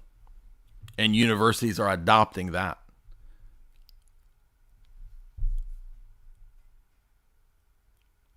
And so on the whole, education, colleges, university system, you need to go into $100,000, $200,000 debt to get a piece of paper that a bunch of brainwashed quacks say you're ready to be in the public sphere, the workforce. What a scam. And anybody who's gone into great debt knows that it's a giant. And by the way, it's all just the old way of doing things. Okay. Do you think this university scam structure is going to continue into the future when this country gets worse and worse? No. Which is why we started doing what? We started offering that material publicly, right? All the material that I learned at undergrad, grad school, I offer it to you for $4.95 a month or $60 a year. Now, I can't teach you everything, but I can teach you more and better than most of those goober professors that I was under, because they're idiots. Now, they're not idiots in the sense of like they don't know anything, but they would know everything about one little thing and couldn't piece together, what's really going on, because the person in the philosophy department doesn't know anything about what's going on in the biology department. They don't know anything about what's going on in the economics department, because it's hyper focused, hyper specialized, and compartmentalized. And it's that way by design. Our society, our world is hyper structured. This is what people don't understand. They think that it's just kind of like organically, just random stuff happens. Just one damn thing after another. No. Our society is hyper organized, hyper structured. And the chaos, the disorganization that occurs in modern society is part of the structure. It is taken account of. It is factored into the system, and it is largely managed and controlled. That is something that people can't understand. And in order to understand that, you have to understand controlled chaos, managed dialectics. Brzezinski's arc of crisis model of managing the post-Cold War Soviet bloc countries. We will allow and run and manage and control certain allowed for degrees of chaos, of warfare. People cannot fathom that. They cannot fathom or grasp that we live in a largely controlled world. And yet, what I'm trying to illustrate today is an aid to understanding that through large-scale con artistry, large-scale cons, lies, deceptions. Let's go back to the classic examples. I know we're on education, but the classic examples of warfare. Everybody knows about warfare engaging in deception. Well, don't you guys know that most warfare begins through some kind of triggered event? Do you think that wars are started randomly, chaotically? Or do you think that planning and strategy goes into warfare? Maybe the things that kick off warfare are famously strategized and planned. And we all know nowadays the sinking of the Lusitania, the Gulf of Tonkin. Famous triggers: the assassination of Archduke Franz Ferdinand, World War I, the Black Hand, the secret society. Sinking of Lusitania, planned, fake flag. Gulf of Tonkin, planned, fake flag. Jim Morrison's dad is the admiral, the Gulf of Tonkin. And on and on and on.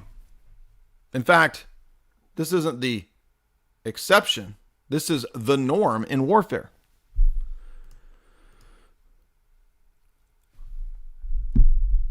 So if you can understand that goes on in warfare and in enemy engagement at that level, that wars are kicked off by planned events and assassinations. And we just saw the former Prime Minister of Japan, Abe, recently assassinated. Well, I thought conspiracies don't exist. I mean, a tinfoil hat, because I'm pretty sure high-level political assassinations are conspiracies. Even if you think it was a lone nut, the lone nut conspired to be in the situation to do that.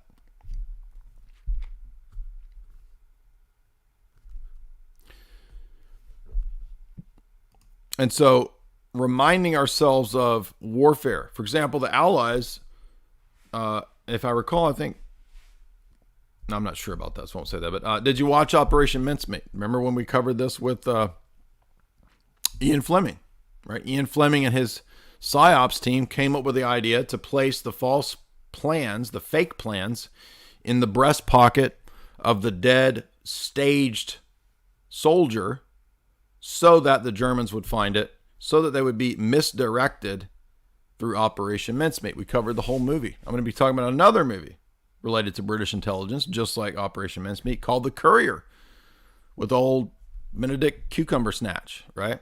Did you watch The Courier? Pretty good.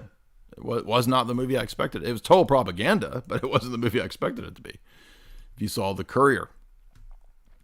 Well, that involved high-level deception, high-level Cold War dialectics. We'll talk about that in a minute, because I just watched it last night. Totally relates to this, right? But he was recruited in the corporate sphere, right? The Benedict Cumberbatch guy, the corporate businessman, recruited to be involved as a courier for the information, dead drop, whatnots with Oleg Penkovsky, the famous defector, would-be defector.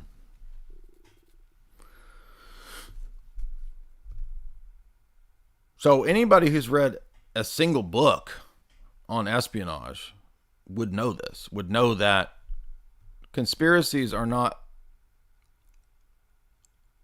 the exceptions. They are the norm at all times. I mean, do you think that foreign governments, for example, do you think that they just stop surveilling? Do you think they stop watching embassies? Do you think they just turn off the computers for a while and just like don't do cyber ops? I mean, don't you think that that's going on 24/7? Do you think Chinese spies stop spying over the weekend or something? I mean, it's a 24/7 thing. Governments are watching every other government. Spies are at embassies in every embassy in the world. Spying. That's what spies do. Media outlets churning out disinformation, misinformation, gray propaganda, white propaganda, black propaganda at all times, 24/7.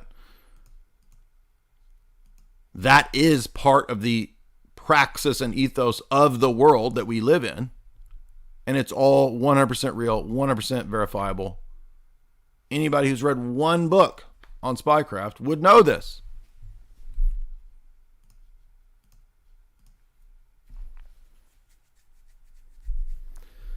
And education, colleges, charities, NGOs are all part of that scam matrix. Scams within scams, wheels of scams within concentric onion ring circles of scammery. Let's look at another famous example, which comes up. Let's see, we got through that one, education. Let's do this one next. And you tell me if you think this is funded by powerful entities, and what do you think they were really trying to push in the 70s? It has advanced and retreated with clockwork regularity.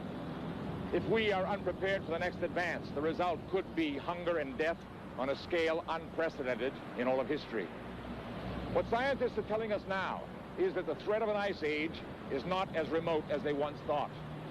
During the lifetime of our grandchildren, Arctic cold and perpetual snow could turn most of the inhabitable portions of our planet into a polar desert. Perpetual snow. There will no longer be summer. That's what they were saying. That most of the planet was going to be freaking Buffalo, New York. It's gonna be Milwaukee in the middle of January. In 1977, the worst winter in a century struck the United States. I like how this is such like low tier propaganda that they got Spock to voice this because it sounds logical and sciencey, because that's some Vulcan shit, right? Right. That's it. That's the only reason they got Spock, because people think of Spock as like sciencey. So he's gonna voice the propaganda. Arctic cold gripped the Midwest for weeks on end. See, there won't be deserts anymore, right? There won't be deserts because we're gonna be living in a freaking ice age. Right, we're all gonna be like woolly mammoths, like caked up in a giant chunk of ice, dude. Like the Thing, right? I mean, and all they did was like put this scary music and his scary voice over. Who even knows what these images are of? I mean, this could just be stock footage of freaking Moscow, dude. Great blizzards paralyzed cities of the Northeast. One desperate night in Buffalo, 8 people froze to death in marooned cars. Pat Bushnell was on the road that night. Dude, we had an ice storm a few years ago where like 40 old people froze to death in Kentucky.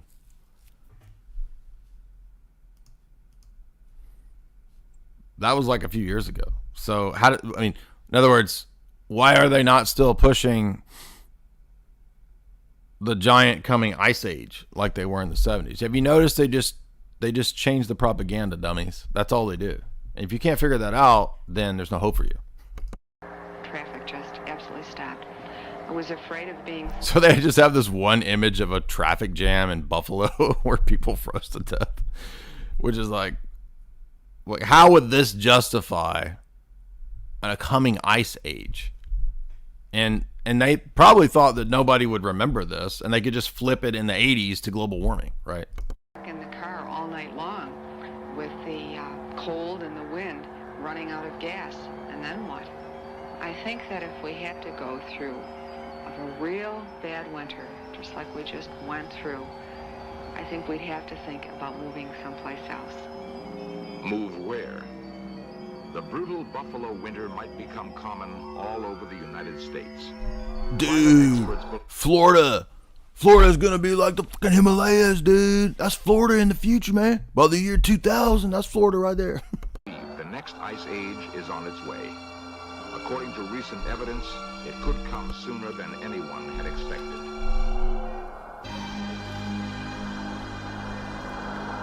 At weather stations in the far north, temperatures have been dropping for 30 years.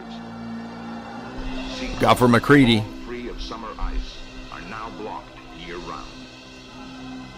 According to some climatologists, within a lifetime, we might be living in the next ice age. Well, there you go, right?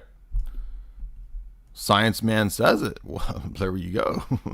I found this one too. This is another. Remember Walter Cronkite? Remember him talking about, I would gladly sit at the side of Lucifer. Like he's like, I'm friends with Lucifer. Literally, he says it. Like, if being on the side of the New World Order means I'm being on the side of Lucifer, then I'm gladly with the devil. It usually centers on pollution, as in the ironic observation, if you can't see it, don't breathe it.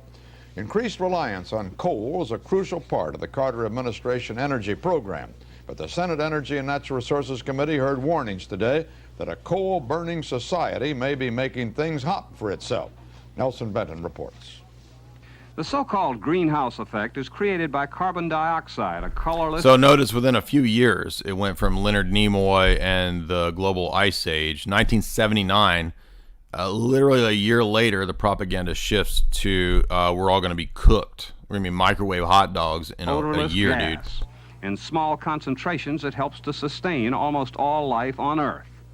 The relatively small amounts of carbon dioxide in the Earth's atmosphere filter the warming rays of the sun to the Earth's surface. But like a greenhouse, carbon dioxide also prevents heat given off by the Earth from escaping into space. Researchers say increasingly large amounts of CO2 are accumulating in the atmosphere. They fear the Earth will gradually become warmer, causing as yet uncertain but possibly disruptive changes in the Earth's climate 50 to 70 years from now. Fossil fuels, when burned, release carbon dioxide into the atmosphere. Yeah, they're not fossils, okay? Cars do not run on dinosaur juice. It's not what oil is. Oil is not a fossil. Imagine still believing this. Coal, the worst culprit, oil and natural gas to lesser degrees. Scientists and a few politicians are beginning to worry that global energy planning does not take the greenhouse effect. Like, scientists, look at that guy. What's he do? He's just drawing shit on a chalkboard, right? You got frickin' Trotsky up there drawing lines on a chalk. Scientists! Like, who even is this? It's probably just stock footage of a damn math class, right? He's up there showing you the XY axis, and they're like, scientists have decided. Scientists. They just say it like it's a magic word. Scientists, studies, peer review. Seriously enough. If the Earth gets too warm, for example, ice caps could melt, raising the level of the seas. Yeah, the ice caps melt every year, and then they freeze again. Everybody knows this. And polar bears can swim. They're not shipwrecked on icebergs. This is all, who doesn't know this, right? This is like the stupidest propaganda, and it's amazing that they still push all this stuff. Possible, probable, we really don't know. But if it happens, it means goodbye Miami, goodbye Corpus Christi. Okay, so in 1980, they were already pushing that if the ice caps melt, think how dumb this is. Like the world is a glass with water and ice cubes, and when the ice cubes melt, the water raises, and it's gonna put Miami and all these cities underwater.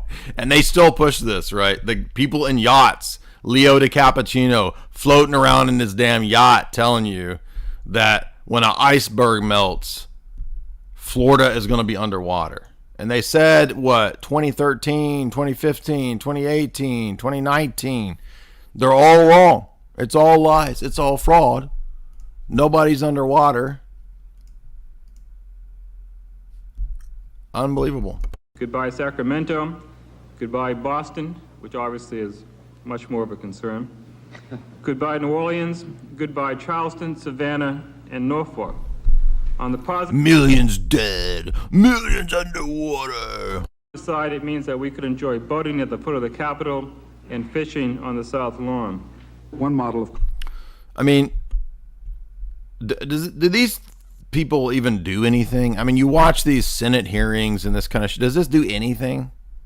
I mean, has anybody ever gone to jail from a Senate hearing or a questioning or a committee? I mean, is this all just for a show? But I mean, who even watches that? Who is it show for? And you watch like the people in the House like speaking every day, and there's like nobody in there when they're doing their presentations except like one aide over there passed out drunk because they just drink all day. And you're just like, do we live in a theater? Is it all a theater world? Is it all con artistry? The Jason climate model predicts that doubling carbon dioxide will result in August in Washington, D.C. that are 9 degrees centigrade warmer, or 16 degrees Fahrenheit. So look at this. This is 1980. They were saying all the exact same bullshit that they say now. And 1980 is 42 years ago.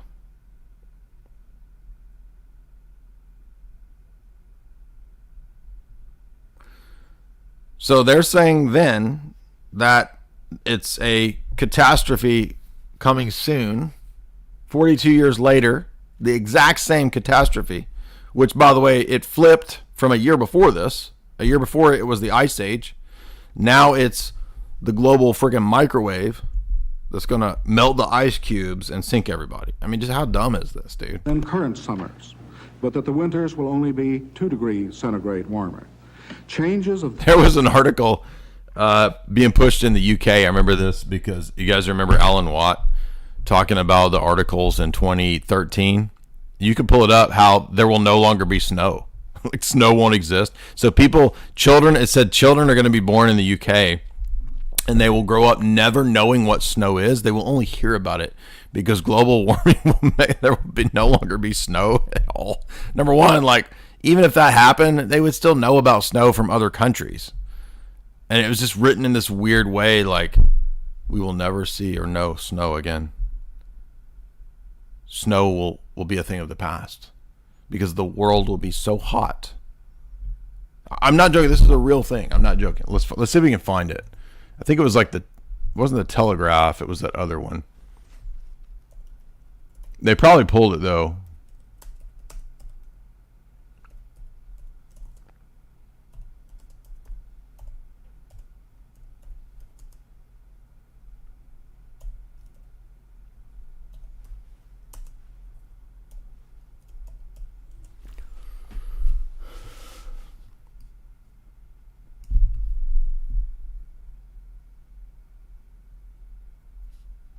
Here's somebody asking about it. Will global warming make it so that there's never snow again? This is a real UK article, though. You got to see the article. Oh, can I find it? Oh, here we go. Here's one. Ski resorts. There will no longer be snowfall. You won't be able to go skiing anymore. Oh, look at this chick. Angelica Pizza. Her name is Angelica Pizza. Angelica Pizza. Scientists say we could have no more snow. She needs to cut down on it looks like she enjoys her pizzas. She needs to cut down on that bullshit. And she's saying a bunch of bullshit. So scientists say we could have snowless winters in 2040. The children won't know what snow is.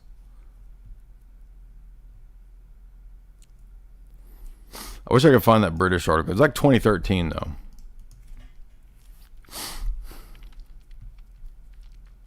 It's like children will never know what snowfall is. Anyway, I can't find it. You guys can probably find it. It's a British publication. And because I remember Alan Watt talking about it. And he was like, and you know, the big boys have planned that they churn out the propaganda, you see, and they're telling you, you'll never know snow, you see. Well, Hamish and myself, here in Canada, pretty sure that when my car is covered in 5 feet of snow, that it's going to keep snowing And Alex is right, to point out that this is just like the witch doctor, right? The witch doctor says, pay me your children's blood, or there will not be corn growing next winter, right? If you don't sacrifice your child, the corn won't grow next winter. Come on, dude. The exact same stuff that these people are saying. If you don't stop having children, Mother Earth is going to collapse, right? Mammy Earth can't handle babies, right? It's just a cloak for antinatalism depop. That's all it is. That's all this is. And it's a way to reorganize society according to the circular kibble World Economic Forum Klaus Great Reset economy. That's all this is. Literally all it is. 100%. It's completely manufactured. 100% fake. There is GOENGINEERING. That's real. We've written about that for many years. But what they say it is not what it is. And I wanted to use another example of, let's see, that was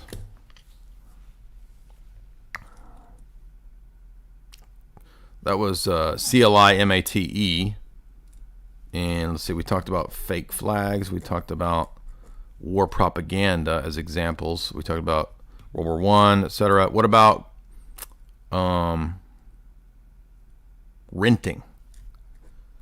BlackRock renting houses. You will not own anything, right? We're going to buy up all of everything. There was a really good documentary somebody put together on this.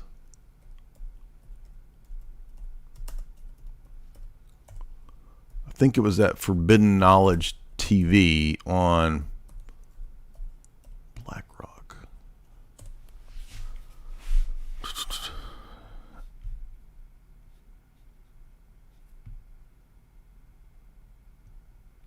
Yes, this is it. Here's a great documentary on this. And I'm putting this on here because this is basically making everybody into a renter, right? That's the point of this whole thing. So here is the link to this documentary. And renting isn't just a thing that everybody's bitching about with the landlords now that we're in this recession with the inflation, right? Renting is itself a scam because it's not just the model for sleazy landlords with a bunch of chest hair like you see right here. This is the aesthetic of a landlord right here, right? And you got a broke microwave, you got a broke dishwasher. You call me a million times and I don't come fix it because I'm a sleazy landlord. I'm a dang slumlord over here right now. But by the way, I'm going to raise your rent $50, $100 because I'm a sleazy landlord right now. See? It's not just that. The circular economy that Tristana just talked about in his video. That is the central nugget of Klaus's worldview, what he has planned. The reason he says, you will own nothing until you be happy, is because it's a circular economy where you don't own anything. Literally. Everything is rented, user-based, use-based, to each according to his needs, right? I mean, it's literally, it's Carl stuff. Carl, right? We're not talking about Carl from Walking Dead. We're talking about Karl Marx, who is a Walking Dead. Carl.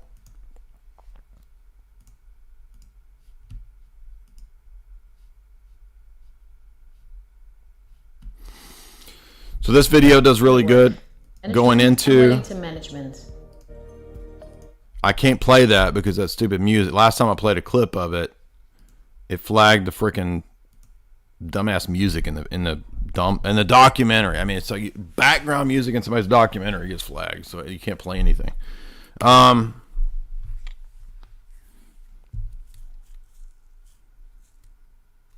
Renting. Yeah, so let's look at this clip from beautiful Tristana. So Tristana just put up this video. I think he did two good ones. One about a couple days ago and then a new one today. So definitely check out Tristana's couple videos. But we're going to watch a couple minutes of this so that you can see this point that he's been prophetically analyzing and calling out in terms of the circular economy. Okay? The circular economy. That doesn't just mean Tessa Holiday, right? That's a circular economy of its own. We're talking about the circular economy where you rent everything from Klaus. To save the planet, of course. I was saying that global hunger numbers have risen significantly the last year. Isn't it amazing how sustainability... Tristan got some dang cartoon music in his video. Like, hey, Tristan, where you get the cartoon music at? And saving the planet track exactly parallel with increased poverty and starvation.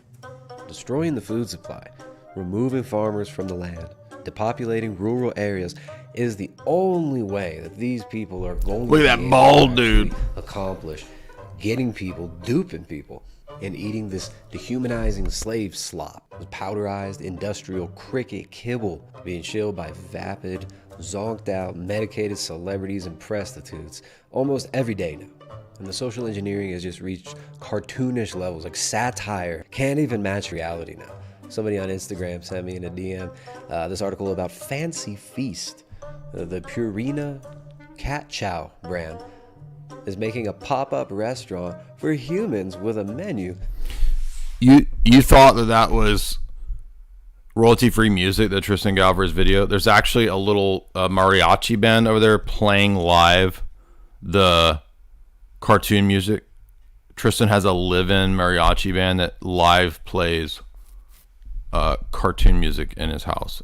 Pretty much, like, probably at all times. I don't know, maybe when they're sleeping they tell them, let them quit, but basically he has them playing live cartoon music at all times. Inspired by cat food. Oh, how delicious. You will eat the kibble and you will be happy. Now, I know this probably sounds great to a lot of you in the audience. You know, we're all just aching to replace our locally produced, easily digested, grass-fed, ruminant animal foods with a very difficult to digest, hard chitin-covered cricket ground up into a powder and made into a tasteless kibble. I know a lot of us think this sounds great, but there is an actual dark side to this. I mean, who can't see that everything pushed by these normie institutions, all run by the same zillionaires, is all detrimental to your health, toxic, gross, disgusting, and dumb. I mean, who believes that anything in any of this sphere is for anybody's good? You have to be super dumb to believe this.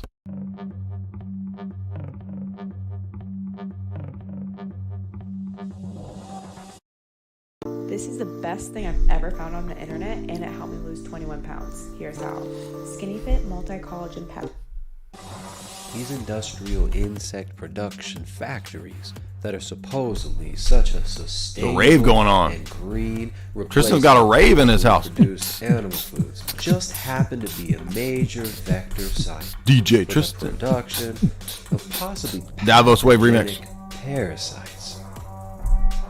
In what seems to be the only major study done on the parasitological load in these industrial insect factories, the study in PLOS1, a scientific journal, study by Pedro L. Oliveira, titled A Parasitological Evaluation of That's the Animal DJ. Insects and Their Role. Right, you ever watch DJs? They just like turn knobs and then they're like doing like this. And they turn the knob and then they turn the knob this way. But they turn knobs in a really cool way. Right? The DJ's like the best knob turner, dude. Tristan's got a rave going on up in there.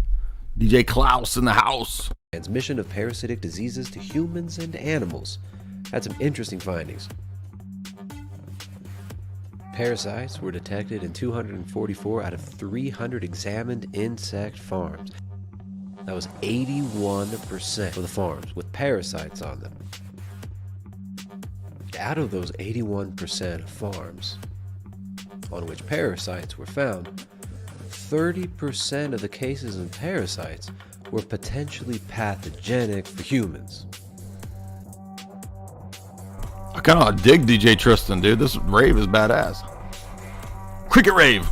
But that's Cricket just rave. probably nothing. Don't worry about that at all. It's probably fine. Totally fine. Normal. Good. Probably good for you. Probably healthy. Tristan, I want to hear about Ida Alkin. Get to that. DJ Cricket. DJ Cricket. DJ Bug. Another thing that's quite strange about these philanthropic endeavors to convince us about how great, sustainable, and healthy it is for us to eat these industrial produced bugs is that there is some crucial information that's conspicuously Is that Jeffrey missing Bezos? from a lot of the PR material. And that's what these supposedly sustainable and healthy insects are being fed. The crickets here eat Bring the rave music corn, back. soy, and some flax. Corn, soy, and some flax. Corn, soy, and some flax. On average, the crickets Soyoboros. digest 1,000 pounds of feed a day. The Orosoyos. There you have it. They're eating a mixture of GMO corn and soy with a little bit of flax. But of course, these companies, in their marketing campaigns, want you to believe that they're basically dumpster diving behind Whole Foods, right? They're just feeding them scraps that no one else wanted to eat. It's just He's going to get to the Ida Alkin bit in a minute, so which is far important. from the truth. If you are going to be scaling the industrial production of any type of food, one of the first things you're thinking about is consistency in your end product, consistency in taste, and in the results and the quality of your product. In order to have that, you have to have consistency. Oh, keep in mind too, we know this is social engineering and all of that, and ultimately changing everybody's diet. But there's also a pure monetary scam element to this stuff, because the giant bug factories, it's just a super cheap way to push garbage as food, right? So it's all, don't forget the monetary scam element of this. That's what I'm trying to say. So Nicole Kidman, Robert Downey Jr., they probably have money in bug food companies, you see. In feed. These things are eating industrially produced, biotech, patented corn and soy. And we all know these large philanthropic companies like Bayer Monsanto are completely committed to sustainability. And what's more sustainable than Roundup Ready crops fortified with glyphosate?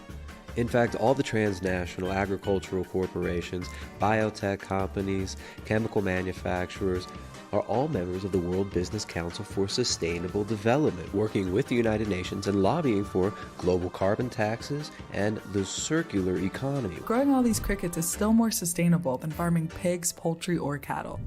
So here we go. This is the part that I really wanted to get to. The circular economy, right? This is what they're going to be pushing next. This is the giant mega scam that all of the corporations that Tristan listed and talked about, all of the NGOs, all of these environmental entities, it is a corporate run and controlled fake just social justice activist type of thing. That's all this is. And it's not just so that people buying into it can make pennies on the dollar getting you to eat super cheap dirt crap that's packaged as some elite trendy thing.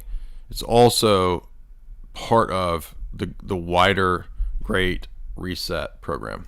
Produce just 1 kilogram of cow meat takes a stack. Now that my point about renting, right? The Zoomers are all bitching on TikTok about landlords and renting and prices going up.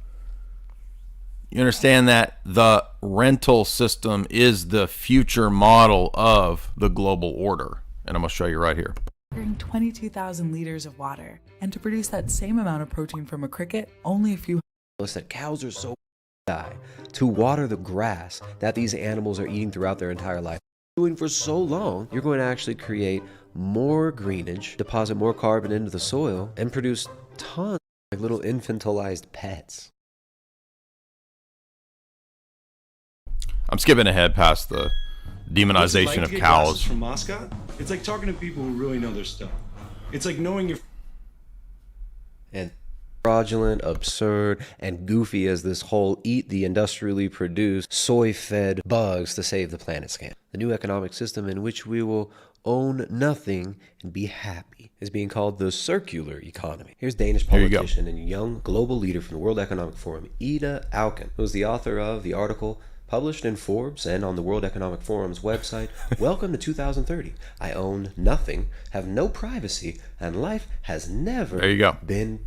So you think the real problem is your landlord? How you feel about Klaus as your global landlord? Klaus will be everybody's landlord. Gil Bates, everybody's landlord. I think we're going to have to raise this week's credit allotment. I think you're going to have to owe me. You have to pay another 45 hours in your Coon Pod this week. That's the interest on your previous Coon Pod loan that we gave you. Get those numbers down. Better. Here's Ida Auken running the PR script for this new economic model. That in 2050, we don't even have waste anymore. There will be no waste in 2050. Everything will be seen as a treasure because we will have created what some smart people call a circular economy.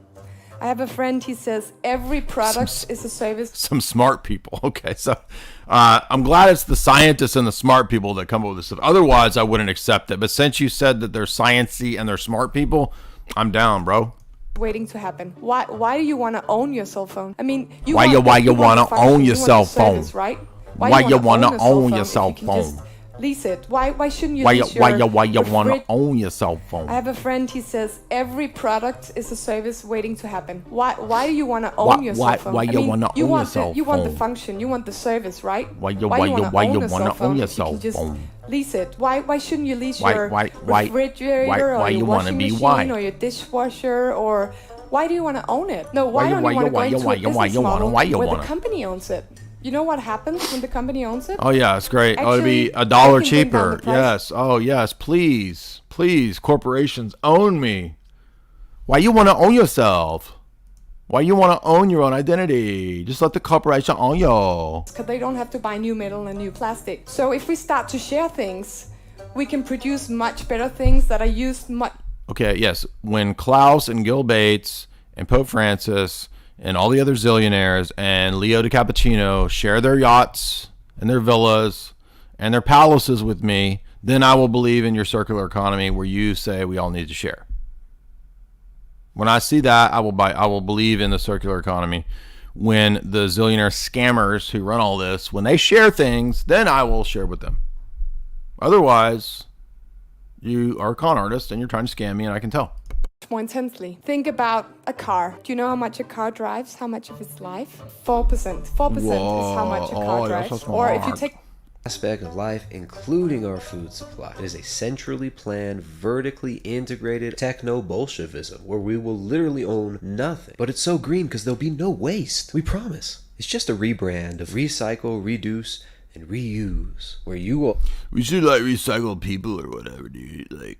If we had a machine that could grind up the dead people and then turn that into little cubes of food or whatever, why doesn't somebody just do that? I guess a year and a half ago now, it was last summer, we started writing a bunch of academic papers for the journals that represent these fields. And so everybody understands what an academic paper is getting out of the gate. This isn't like an op-ed that you dash off for Washington Post. All right, so I'm going to share with you this clip. I think I can't really play those because if I play those clips, then they will probably get flagged. But this is Joe Rogan and Lindsay. So James Lindsay, as you guys know, we just did this stream. A lot of people say it was one of the best streams that they'd heard in a long time. We did a 2-hour conversation with James Lindsay on Courtney's stream. Half of that video is on my channel. You can go watch the 2-hour deep philosophical discussion. Everybody loved it, so it was great.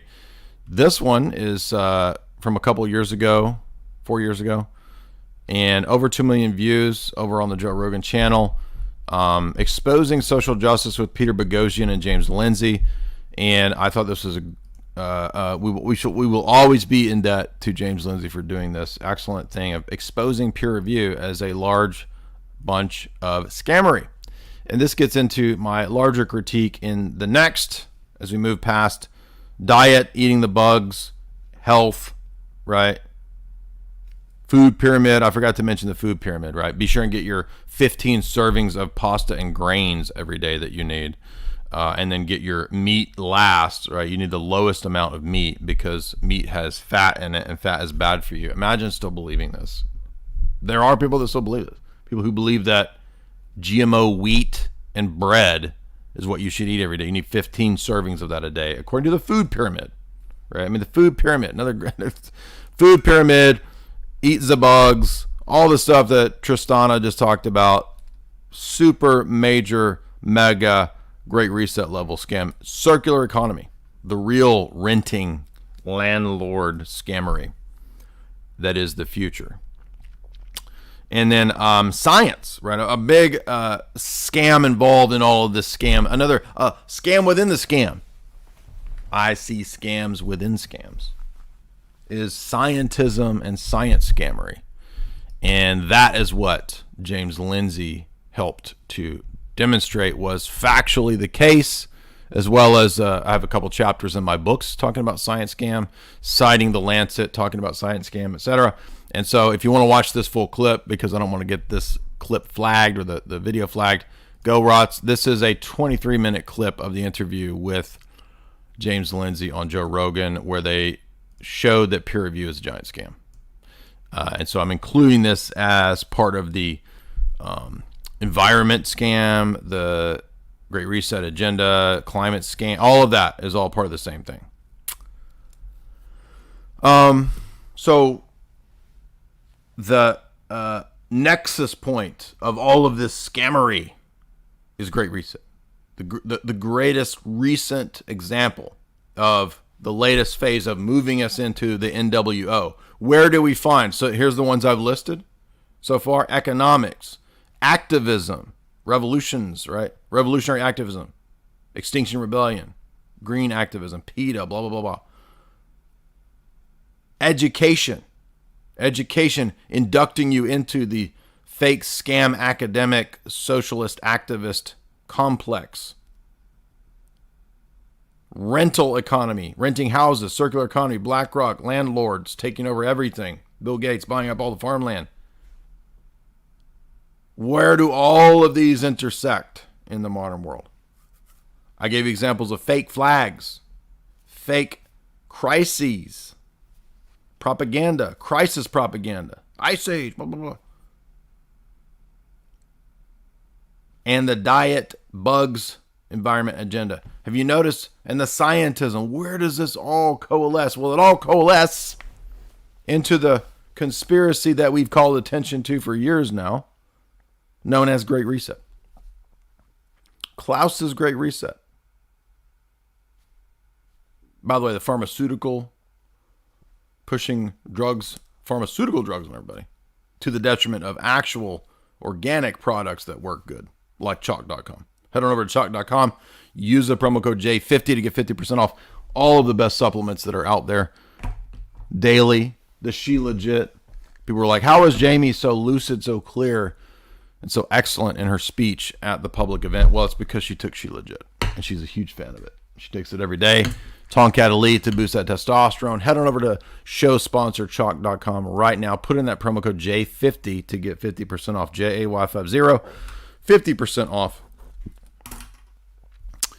And so the ninth scam of our top 10 scams is a recent scam that is the nexus point of all of the scams that we've listed as part of one giant big scam.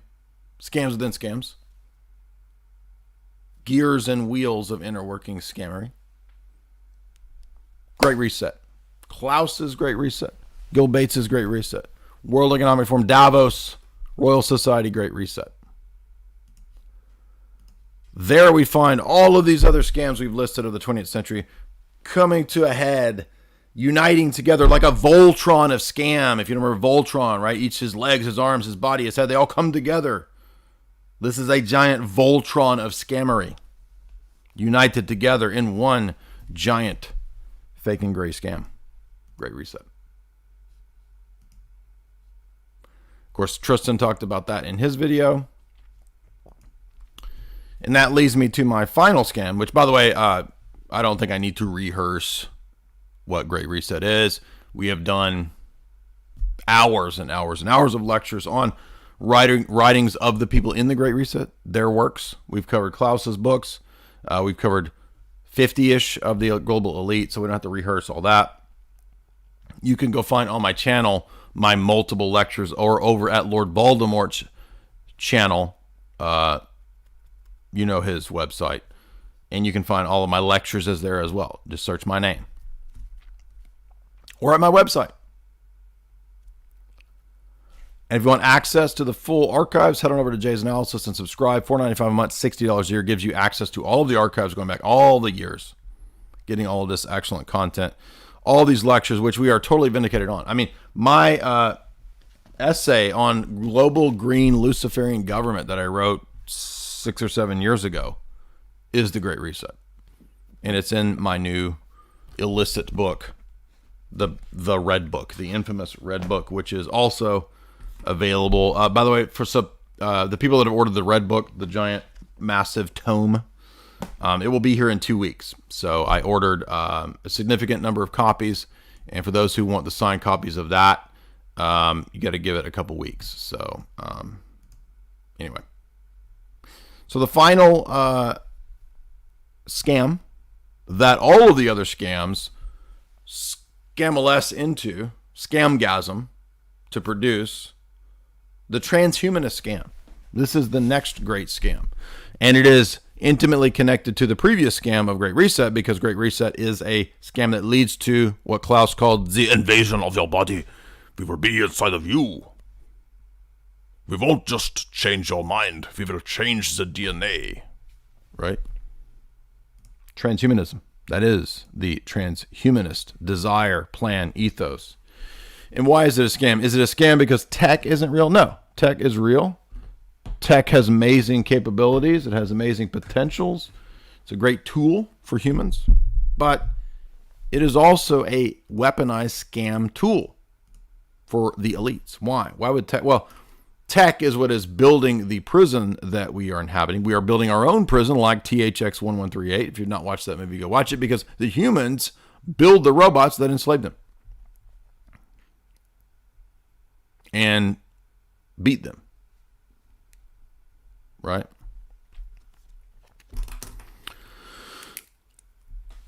But the scam that is involved here is, with the technology. If you buy into this propaganda that I'm here as an elite, we are the elite, we are here to help you. We want you to have life extension. We want you to live forever. Also, we want you to not live, but we also want you to live forever, right? I mean, who could believe these psychos?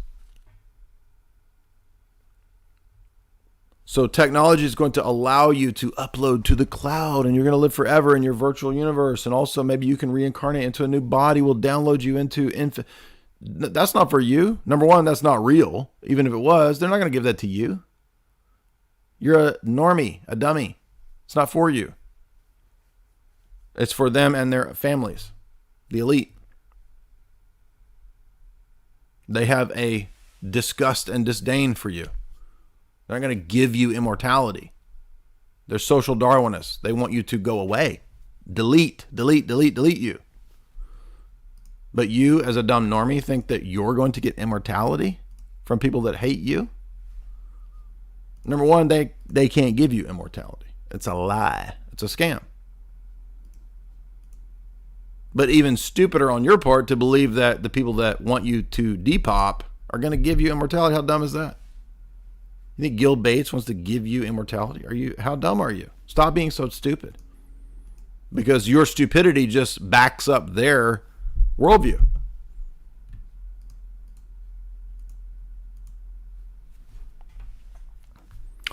And so the last couple years of PSYOPs, STAB, STABBIES, which is all part of Great Reset, clear as day, Klaus has a whole book on it, is the coalescing of all the previous ones into the great final scammery of transhumanism, which is not to give you anything. It is in fact to delete you and then to purge the world of the human menace, transforming humanity into a silicon-based life form. Yes, to mutate into a post-human world where there are no humans, but there are in fact silicon-based whatever they think they're going to be. Tech gods. Techno-nihilist gods of the new aeon. I think I did a stream called that, or something like that. So that is the final scammery. Now, are there life extension technologies? Are there technologies, nanobiotechnologies that can go in and probably fix us from various diseases and extend life. Sure, of course. I'm sure there's all that. But that is not for you. And the reason this is being pushed is not to help veterans. Okay? The elite don't care about a veteran that lost his leg. In fact, Henry Kissinger mocks veterans. He says that soldiers are dumb cattle and cannon fodder. And so if a soldier in a Wounded Warrior Project gets a bionic leg, that's not to help soldiers. It's not because they don't care about soldiers. That's a experiment. That's a PR propaganda piece. That's all that is.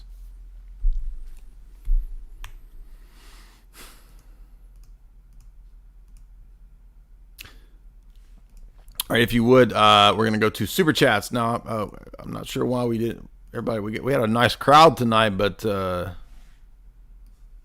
wanted to be in a giving mood. That's okay. We had quite a few people did buy the new book and the new book. So there's multiple, as we said, new things in the shop. As you guys know, you can also pick up a membership over at Rockfin. You get access to everybody. There is the membership at the website. If you want to sign up over on Rockfin, $10 gives you access to everybody. That link is also in the show description. Lamont Stigler says for $3, Schwab coin is not a scam. Yeah, exactly. I'm sure that Klaus wants the best for me, and it is the wisest for my monetary policy personal decisions to invest in Schwab coin. Klaus coin to the moon, baby. There's no scammery involved in that. Thank you for that.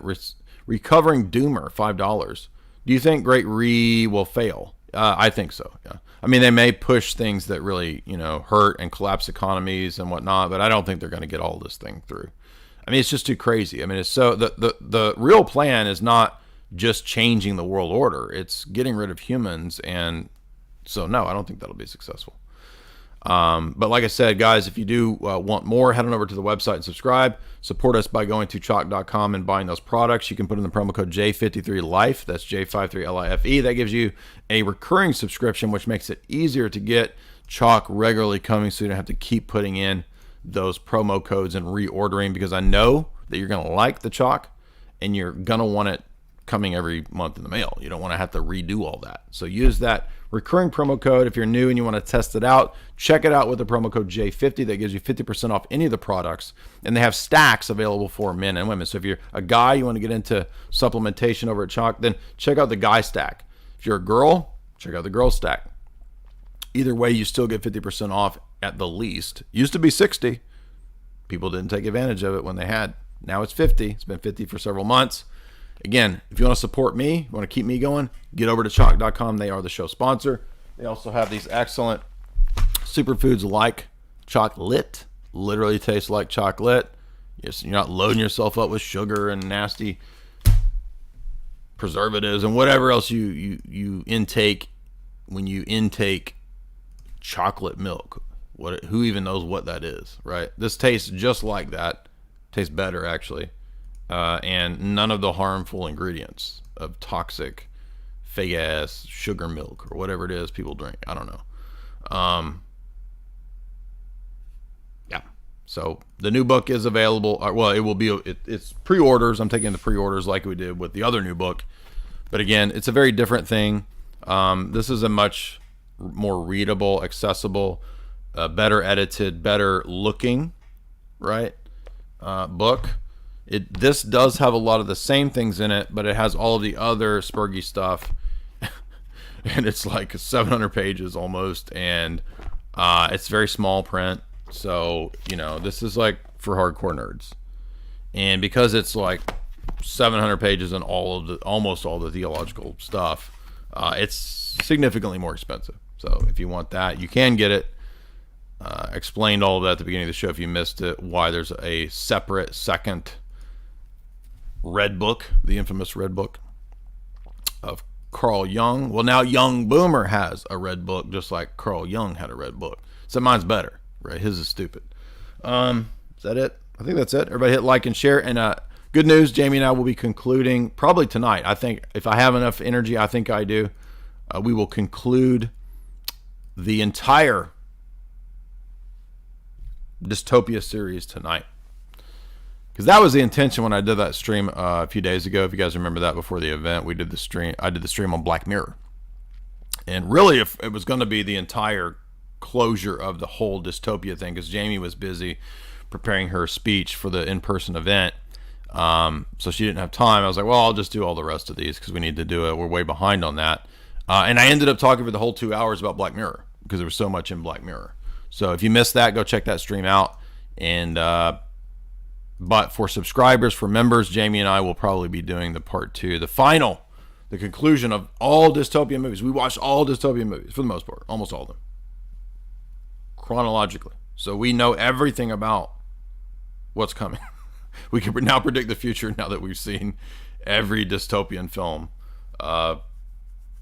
pretty much. Right? I mean, there's a bunch of garbage B movies that are dystopian movies that will never be seen, but all of the ones that are known dystopia films we watched. All right, everybody have a good night.